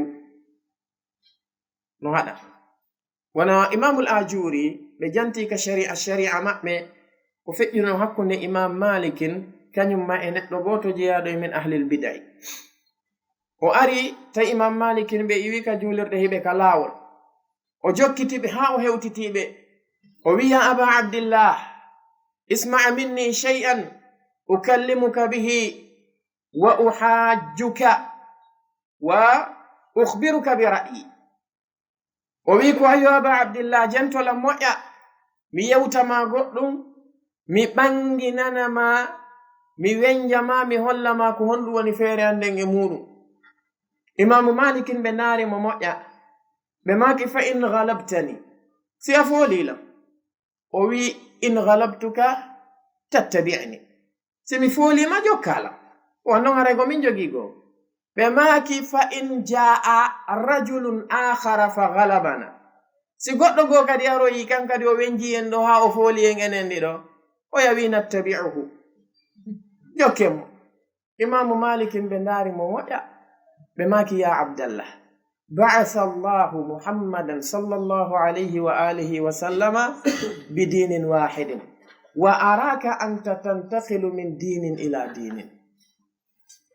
ɓe maki allah azza wa jalla ko neliri nelaɗo alayhi salatu wassalam ko dina woto na dinaji ɗi, kono anno miiruma ɗo ni ko hida egga e kaɗo dina yaha e kaɗa. si goɗɗo goo ari welnanima ɗon kadi haala egga ɗon, yaha e ka woni ɗon. si goɗɗo goo kadi ari welnanima an ko ni jokkirɗo. ko ɗum addi ha si tawi umar bne abdulaziz ɓe maki rahimahullah, ɓe maki man ja'ala dinahu ardan lilkhusumati akthara tanaqula. ɓe maki kala neɗɗo waɗɗo dina muɗum kanko weeɓitani ka wenje, an kala mo yi'uɗa ko be tu wenjo. ɓe maki si a gerdiri noon a ɗuɗɗinay eggugol, ko nyande o nyande yiɗa sanzi dina, finde ma no sanzi, manhaji ma no sanzi, ko andiranoɗa kon no sanzi. famike idan haray ɗum ɗo neɗɗo on ko be o faama ɗiɗo, o anda ko saayi hombo goɗɗo wenjete, ko saayi hombo woni o wenjatake, o anda kadi noneji wenje ɗin. idan alkhusumat ko ala qismain, ko khusumatu inkarin wa tashkikin, خصومة للإنكار والتشكيك كنما خصومة لإعلان الحق وإبطال الباطل. فاهمين كما بماكي والجلوس مع أصحاب الأهواء ترتغل كدي جودو دوغل بيدو يمبي بدعة بن الله عز وجل تيغنو هادي ان جودو دوغل مابbe ka Qur'an kanko tabaraka wa ta'ala wa idha ra'aita alladhina yakhuduna fi ayatina fa'arid anhum hatta yakhudu fi hadithin ghairi. O wi si ayiɓe yimɓe ɓe tawata ko wonɓe e jumpude e ayeji amen ɗen wonɓe lundare ɗe, o wi ɗurnoɓe pottoɗa takko maɓɓe few haɓe ɓe tuuba ɓe ruttoɓe iway ɗum ɗon ɓe arta e yewtereji ɗi tawata wana yewtereji ɗi andanɗa hoore maɗa ko yewtereji jumpugol ka diina amen. aya ɗimmon kanko allahu tabaraka wa ta'ala o wi wala tarkanu ila alladhina zalamu fatamassakumu nnar. Sufyanu Thawri ɓe maki wala tarkanu ila alladhina zalamu ay ila ahli albid'i fatamassakumu nnar. Wata on oño yahon tawton ɓeeɗo yimɓe bid'a wondon e maɓɓe sakko yiite ngen ngemema on. Hanelaɗo alayhi salatu wassalamu kamɓe tigi ɓe haɗi en ناري حديث ما بمتواتك ونك صحيح مسلم اتالو أبي هريرة رضي الله عنه بماك سيكون في آخر أمتي أناس يحدثونكم بما لم تسمعوا أنتم ولا آباؤكم فإياكم وإياهم. بماك لا تويتو كسكتو دي مفتي أيمي ɓemɓe aroya ɓe wowlana on ka diina ko on meeɗa nande ko on meeɗa andude e diina kan e ko tawata baabiraɓe moɗon ɓe meeɗa andude ɓe meeɗa nande. Si o yi'i ɓen fa iyakum wa iyahum, rente e maɓɓe hattirde rentagol. ton joɗo takko maɓɓe dey ta o wondu e maɓɓe dey.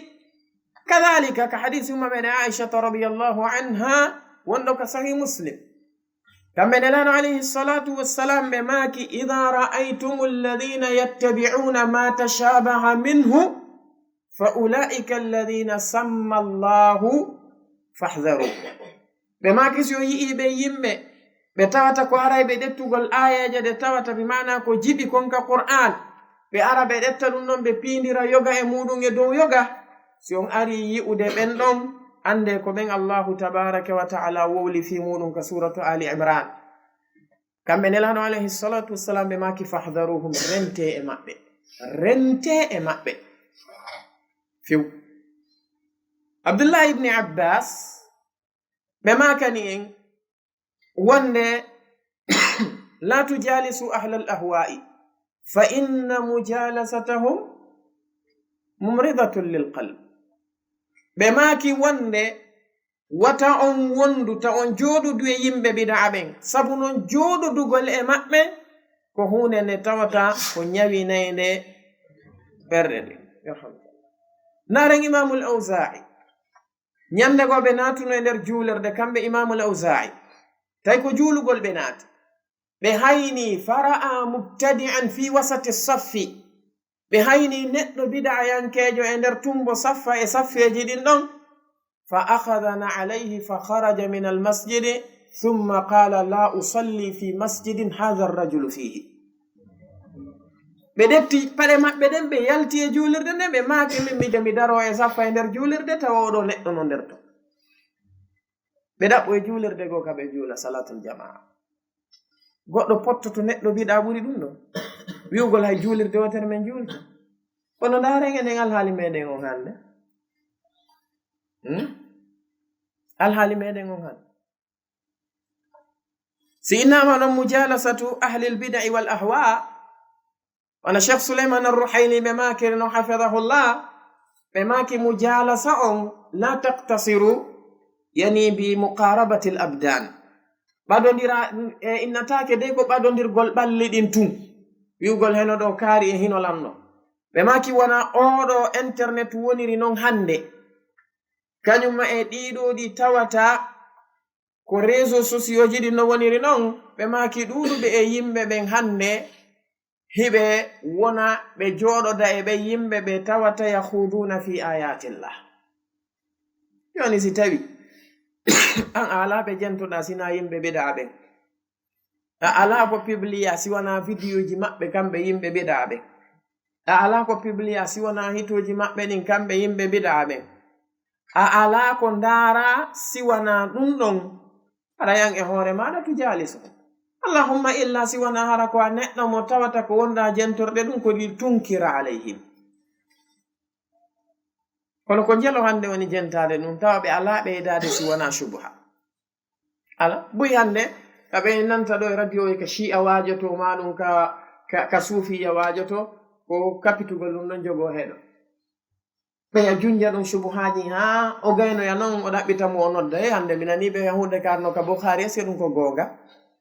gonga ɗum no ka Bukhari ka ala to tana on fof taw koko jonnuɗa mo nowru maɗa ɗum par ce que a ɓura salaf ndare Muhammad ibn Sirin nyande go yimɓe bida ɗiɗo ari tawiɓe goto e maɓɓe wi da'ani aqra alayka ayatan min alquran o yawi da'ani uhaddithuka hadithan an rasulillahi sallallahu alayhi wa sallam. ɓe ndaari ɓe maki imma an taquma wa imma an aquma ana, ɓe maki ko yon immo takko an fewma min mi immo takko ɓe yaɗiɗo immi on sati goɗɗo no wonno takko maɓɓe ɗo wi goɗɗo innama accio jangane aya qur'ana goɗɗo wiya jangane hadisi wiya yo immo. ɓe maki miɗo huli ɓeɗo ko yimɓe bid'ani wata ɓe janguɗo aya qur'ana ɓe firanirton bid'aji maɓɓe ɗin ma ɓe janga hadis ɓe sogga bid'aji maɓɓe ɗin e muɗum ɓernde anden nde heɓa shubuha e muɗum ɗum fawan mi yiltitagol e ɗaɓɓitugol defte kadi fiyo mi firtu on ɗon shubuha e Muhammad ibn Sirin alimun kabir min kibari ulama ittabi'in si ɓeɗo hulani hoore maɓɓe ɗum angoy holmini ɓe maki wa tarkul khusumati wal julusi ma ashabi al ahwa'i ɗum ɗo neɗɗo sunna ko tertotoɗo ɗum few yimɓe bid'a ɓen o jooɗodata e maɓɓe jonde nde tawata ko jolde weldigal. Amma noon si tawi hawri o noddayɓe woni masalan e diina kan tawi kanko neɗɗanke on o noddayɓe woni e diina kan tawi maslaha jooɗagol makko ngol ɗon no ɓuri mawnude edi mafsada si o jooɗike ɗon aray mo newnana jooɗagol yottina e maɓɓe diina kan summa ba'da dhalika yantaqil. Amma hargol jooɗo jentoɓe kamɓe maɗum jooɗo jonde weldigal hakkunde muɗum e maɓɓe ɗum wattake few. yumma men Aisha radiyallahu anha ɓe maki wonde man dhahaba ila ahli lbid'i faqad dhahaba ila hadmi lislam. kala neɗɗo yawɗo ka yimɓe bid'a ɓe yaadu weldigal maɗum yaadu heɗoyagol darsuji maɓɓe ma waajuji maɓɓe ɓe maki haray o yehi e yirgolngol islam. enen noon hannde aya ɗo yimɓe sunna no haɓɓa ɗo sawtu ɓe immoɗo ɓe yaha e udditugol juulirɗe yimɓe bid'a ta juulirɗe ɗin ko tijjaniyankoɓe ko foppu no andi ko juulirɗe tijjaniyankoɓe. neɗɗo sunna immo gila konakirɗo o haɓɓa sawdu o déplace o yaha ha ton tawtugol ɓen udditugol juulirɗe haysi ko juulirde sunna wonano udditede. al ihtifalu liftitahi l masajid ko sunna ga ko bid'a. moɓodirgol fi udditugol juulirde ko sunna walla ko bid'a? ko bid'a. albida wal muhdasat wa ma la asla lahu fi ddin nden deftere en fof eɗen andi ko karmokoɓe lajna ɓe yewti fi muɗum kon ɓe maki moɓodirgol yimɓe fi udditugol juulirde ko bid'a. salaf andirano ka ɗum fiw ɗum non ko goo ella ɗimmitel muɗum ngel hiɗe wiya la tushaddu rihalu illa ila salasati masajid. goɗɗo haɓɓata sawdu o yaha e nokkure nde tawata ko ɗaɓɓere baraji o yehi ton fiɓugol makko wonde nden nokkure ɗon baraji no heɓo ɗon ka heɓotako e nokkeli luttuɗi ɗin si wona ɗen ɗon juulirɗe tati: masjidul haram, masjidul nabawi e masjid al aqsa. ka nde ɗe juulirɗe wonade udditeɗe ɗon no jeeya e ɗen non tati jeeyaka. tammun ɗum kadi ko ɓuri yurmude kon fof tawa juulirde nden ko juulirde yimɓe biɗa ta fof no andi pellet ko juulirde yimɓe biɗa joni yehon tawton ɓen ɗon sembingol bid'aji ɗi ɓe watta ɗon ɗin nden ñande a pellet hay sa inni an a tawatake waɗugol ɗi ko mo poɗuma gila konakirɗo naɓuma ha ɗuɗɗinanɗaɓe on jamaɗo ɓa konko filmete yaltine ɗon konko yahuɗon ɗon fof ko ɗuɗɗingol jama on so ka jama on ɗuuɗi ɗo wo si ɗum yalti joni ka yaasi woɓɓe goo kamɓe ka ɓe yi jama on ka ɗuuɗi o ɓe sikkay gonga ko ɗo woni ɓe fuɗɗotto wiide hande hay joni ko mawɓen acci kon fuuta ɗum ma yalta o ayi yimɓe ɓen kon ɗum naɓi neɗɗo sunna e sifa ɗin piiji nono hulɓini neɗɗo sunna ko be neɗɗo bidaa taare tun kamɓe hiɓe feññini ngaygu maɓɓe ngun ha laaɓi pos ɓe ala suuɗude ka ɓe suuɗude ɓe ala suuɗude kono keli jelu wona yaheede ɗo qiyamul layli nana hooreɓe tijjaniyankoɓe nonna min juuloyta ton taw juuloy ɓaawo maɓɓe koko ɓe jokki ɗo ko biɗaani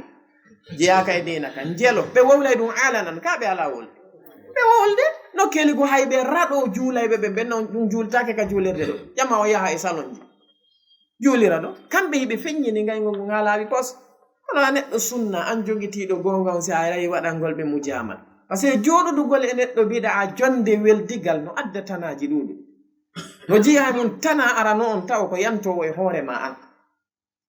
a naniray moɗon bidaji ɗi tata ko hawniɗi moƴƴa hulɓiniɗi moƴƴa yahay kadi ha hoɗitoɗa hoore ma sikka a timminino sunna par ce que ko yirtama kon fof kanko ko lundagol a watta wiide joni he ja sitta min goy dari kaari ɗum ko tana yantowo e ma tanaɗi mu on ko tana mo tawata ko yantowo e makko kanko neɗɗo bida on tigi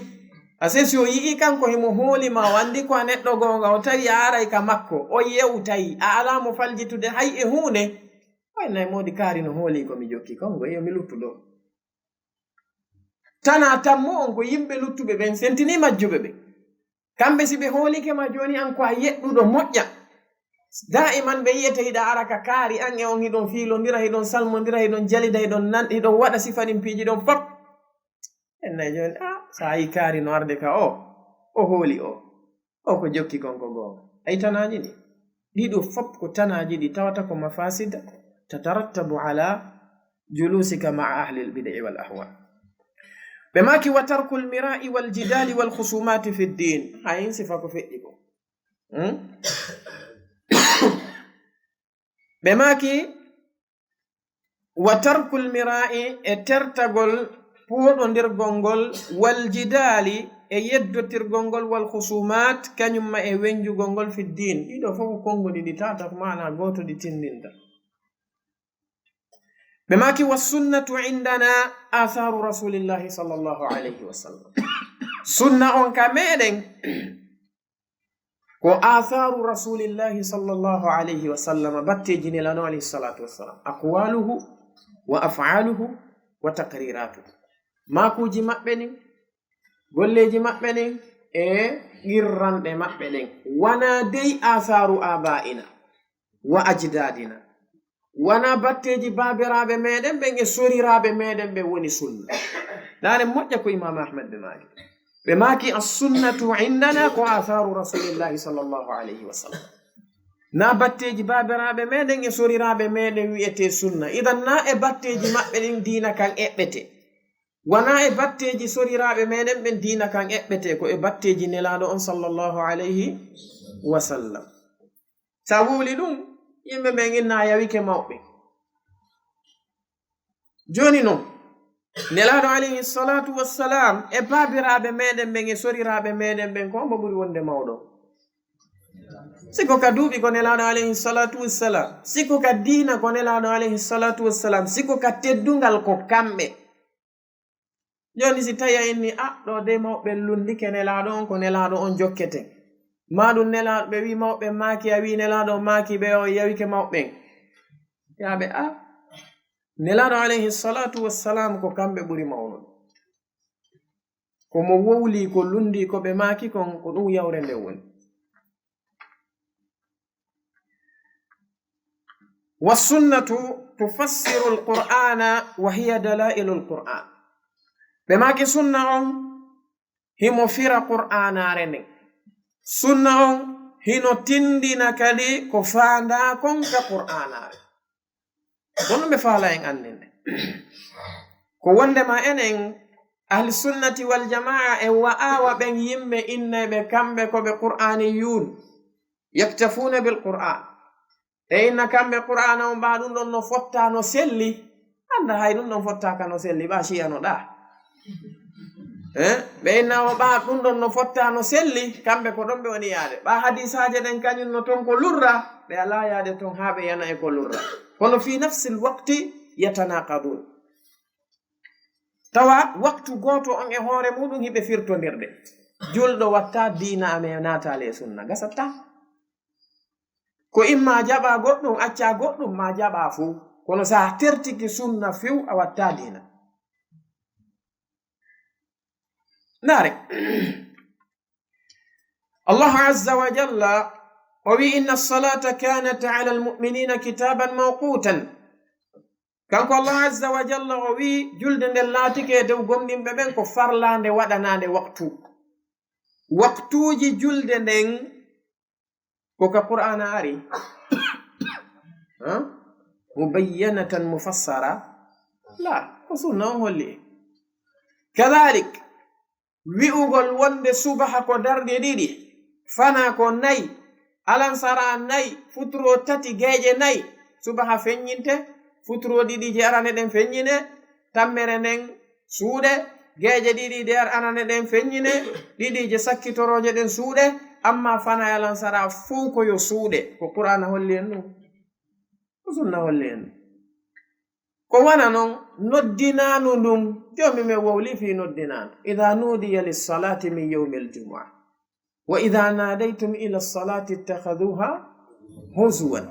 kono kanko allahu addanali en alfadul azani ka qur'an kaka sunna ɗum ari iqamatu ssala darnugol julde nden kaka sunna ɗum ari attashahhud neɗɗo on sino tayyade kaka sunna ɗum ari no ko sengo julde nden tun haɗa en natali e ko lutti kon e zakka e ko nandi e sifanin piiji e hajju ɓeɗo ko innata ko wonde ɓe memata sunna o ɓaton no sikkino yeddotira ko qur'ana tum ɓe memata gongi gongali aslan idan assunnatu tufassiru lqur'an imam ahmad ko faala en andinde ko wondema oɗo sunna ko kanko e qur'ana on woni ko takkidirte neɗɗo on rewira ɗum allahu azza wa jal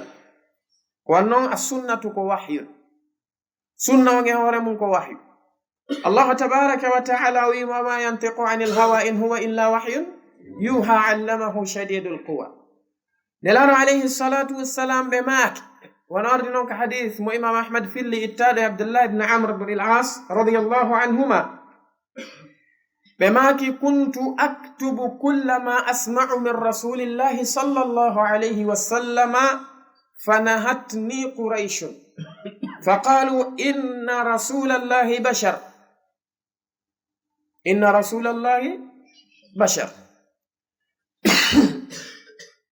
yatakallamu fi rida والغضب فأمسكت عن الكتاب حتى ذكرت ذلك للنبي صلى الله عليه وسلم فقال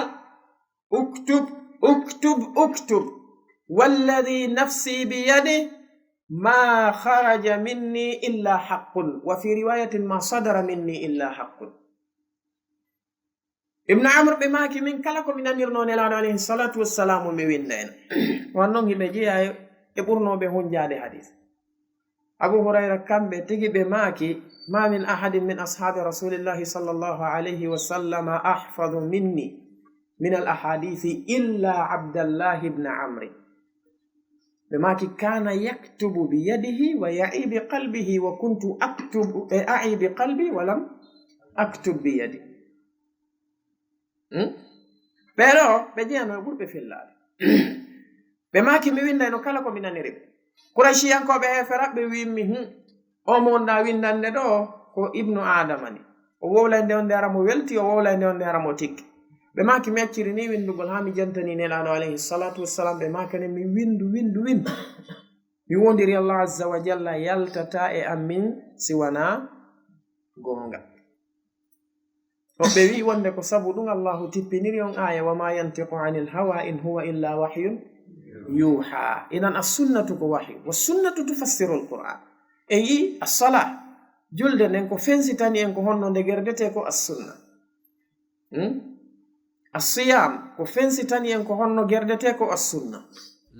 Azzakat ko fensitani en ko honno ɗum gerdete ko assunna.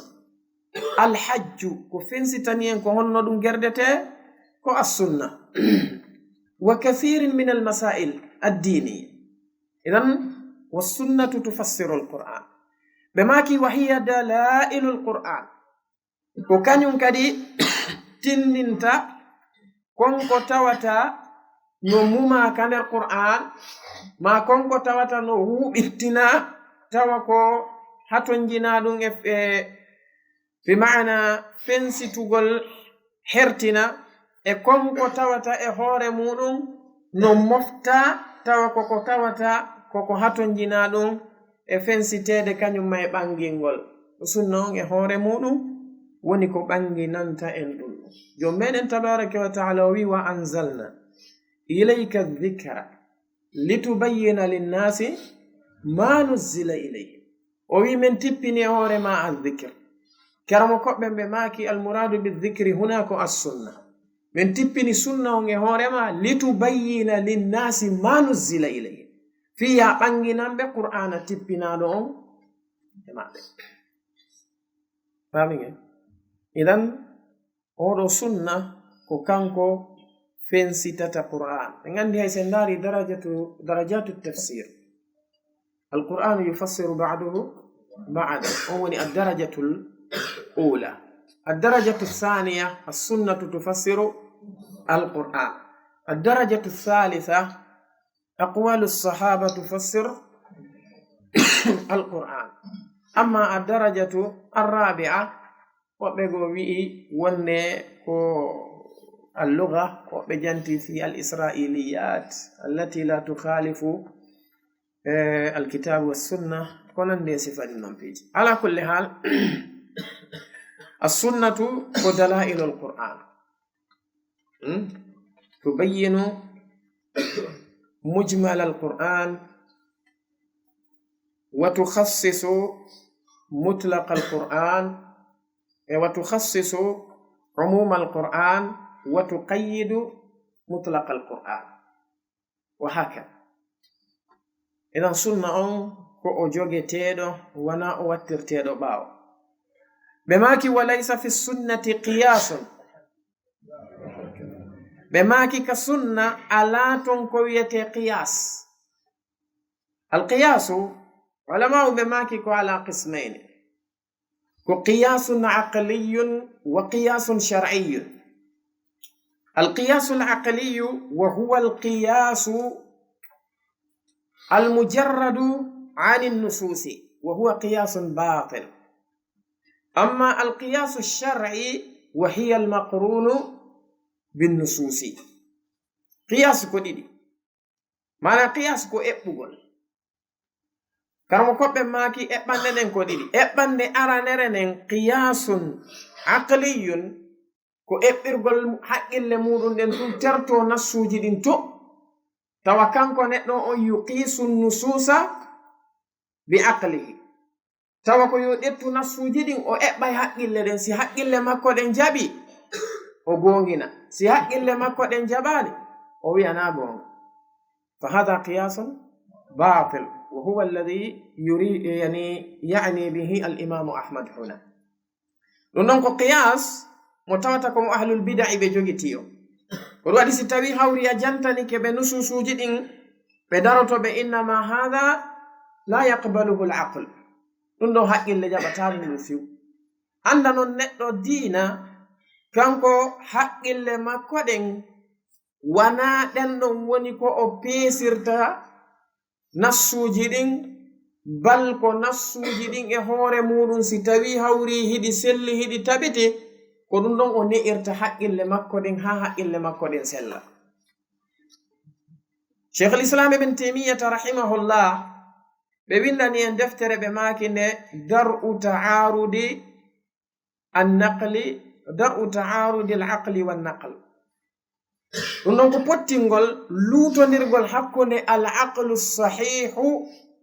wannaqlu assahih ɓe mana haqqille si tawi ɗe selli ɗe ala ella ɗe nyawa nassuji ko ari kon min alkitabi wa sunna a tawa wopodira e haqqille ɗe si tawi nassu selluɗo ari o walike haqqille maɗa ɗen wopodiri e ɗum ɗon haray ko haqqille maɗa ɗen nyawi ko ɗen duwaɗa nyawdude haade wawa famude ɗum ɗon amige joni sa detti ahlal bidai sifa no jantorɗen noon fi maɓɓe jahmiya mu'tazila kañum may asha'ira e ko nandi e maɓɓe si tawi hawri a jantani keɓe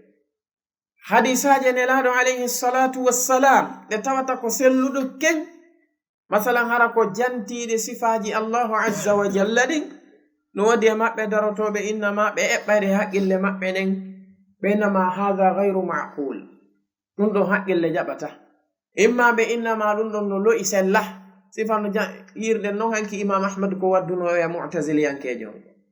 ma ɗum ɓe daro ɓe waɗanama ta'wil ɓe innama koko wowlaɗo wana ɗum ɗon woni ko fanda e muɗum ko bal ko fanda kon ko hunde kaɗe mathalan nelaɗo alayhi salatu wassalam ɓe maki innakum satarawna rabbakum yawma alqiyamati kama tarawna hadha alqamara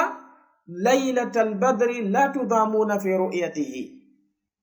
mu'tazila ari ɓe inni innakum satarawna rabbakum ay innakum sata'lamuna rabbakum kama ta'lamuna hadha alqamar laylata albadr ɓe wi dalil maɓɓe on ko on ɗum allahu wi alam tara kayfa fa'ala rabbuka bi ashabil fil ɓe wi alam tara kayfa fa'ala rabbuka bi ashabil fil fi'lullahi jalla wa ala bi ashabil fil hal kana an-nabiyyu yara ɓe wi oye alam tara ay alam ta'lam kayfa fa'ala rabbuka bi ashabil fil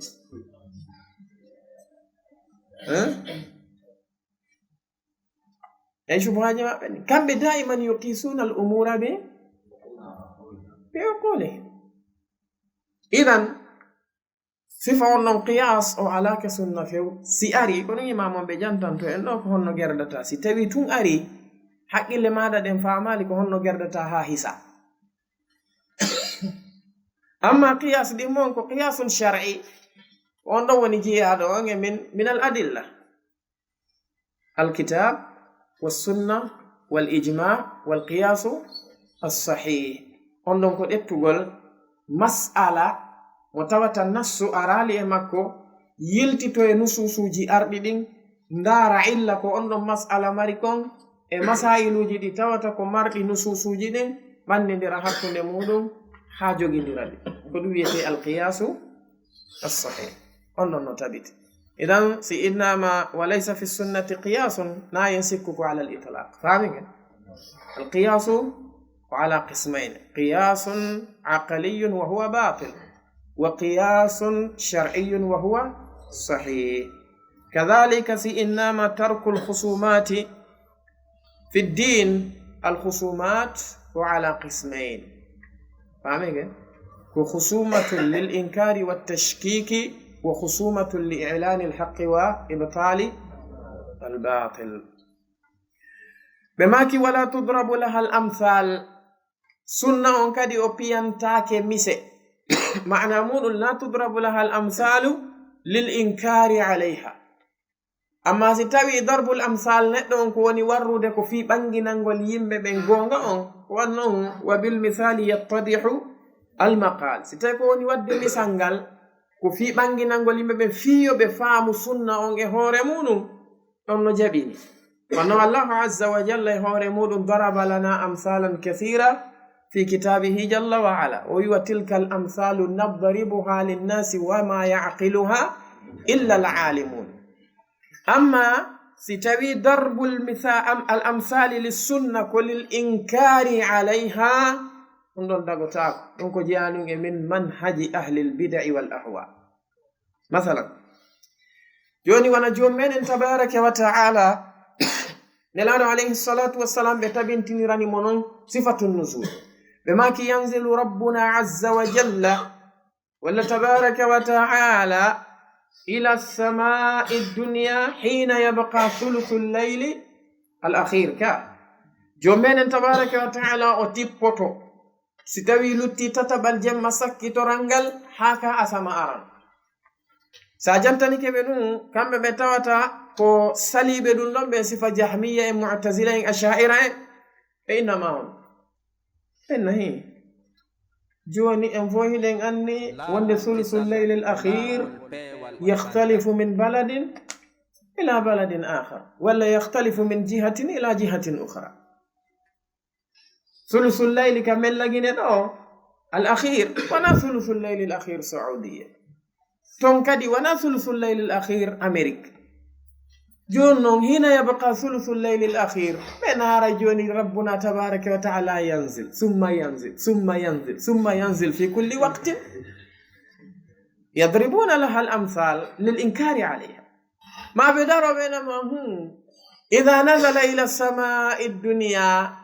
aina takunu alsamawat albaqiya ɓenama honto asamauji jeego luttuɗi ɗi wonta ɓenaro ɓenama wa aina yakunu l arsh yakhla min al arsh walla yanzilu maa al arsh ɗiɗo piiji fop yadribuna lissunnati l amthala lil inkari alayha enen ahlisunnati waljamaa en tabintinay ko wowlanaɗen kon irritoɗen ɗum ɗon en feƴƴata ɗum si ɓe innima hi jonno haɗa kanko waktu kala waktu o tippoto eno ɓe ɗum ɗon mi anda ko mi andi ko yanzilu hina yabqa sulusul leyli l akhir miɗo andi noon inna allaha ala kulli shay'in qadir kono waktu kala waktu o tippoto woni min mi anda ɗum parce que mi yaali ɗum e qur'ana mi yaali ɗum e sunna ɗimmitel muɗum ngel ko honto asamauji ɗi wonta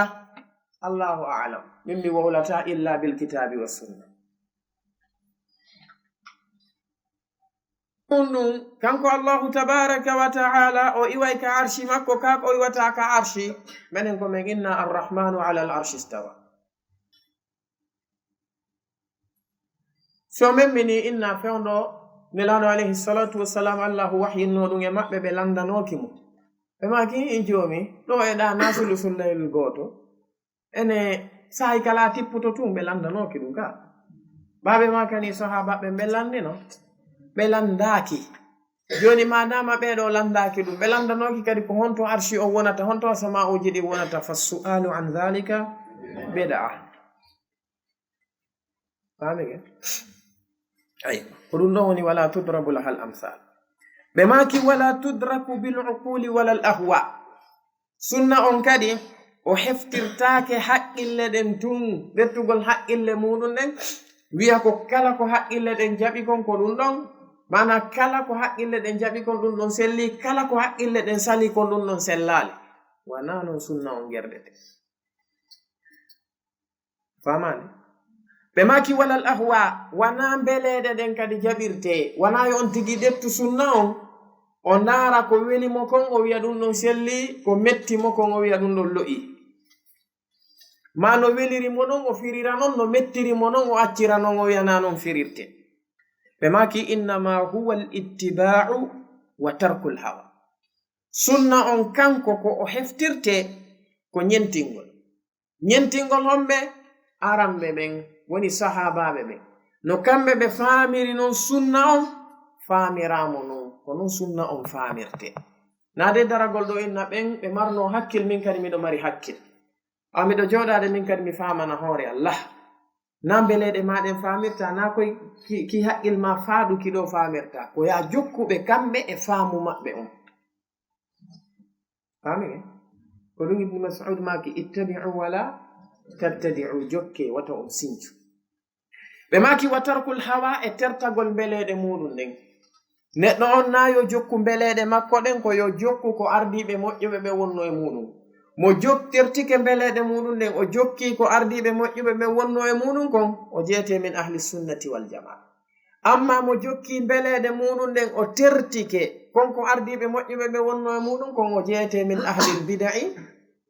wal ahwa'i famin en idan haray ɗum ɗo ko hunde nde tawata neɗɗanke on no waɗɗimo faamugol ɗum ɗo no waɗɗimo andugol ɗum ɗo. laawol kisal ko laawol peewal e ɓantal.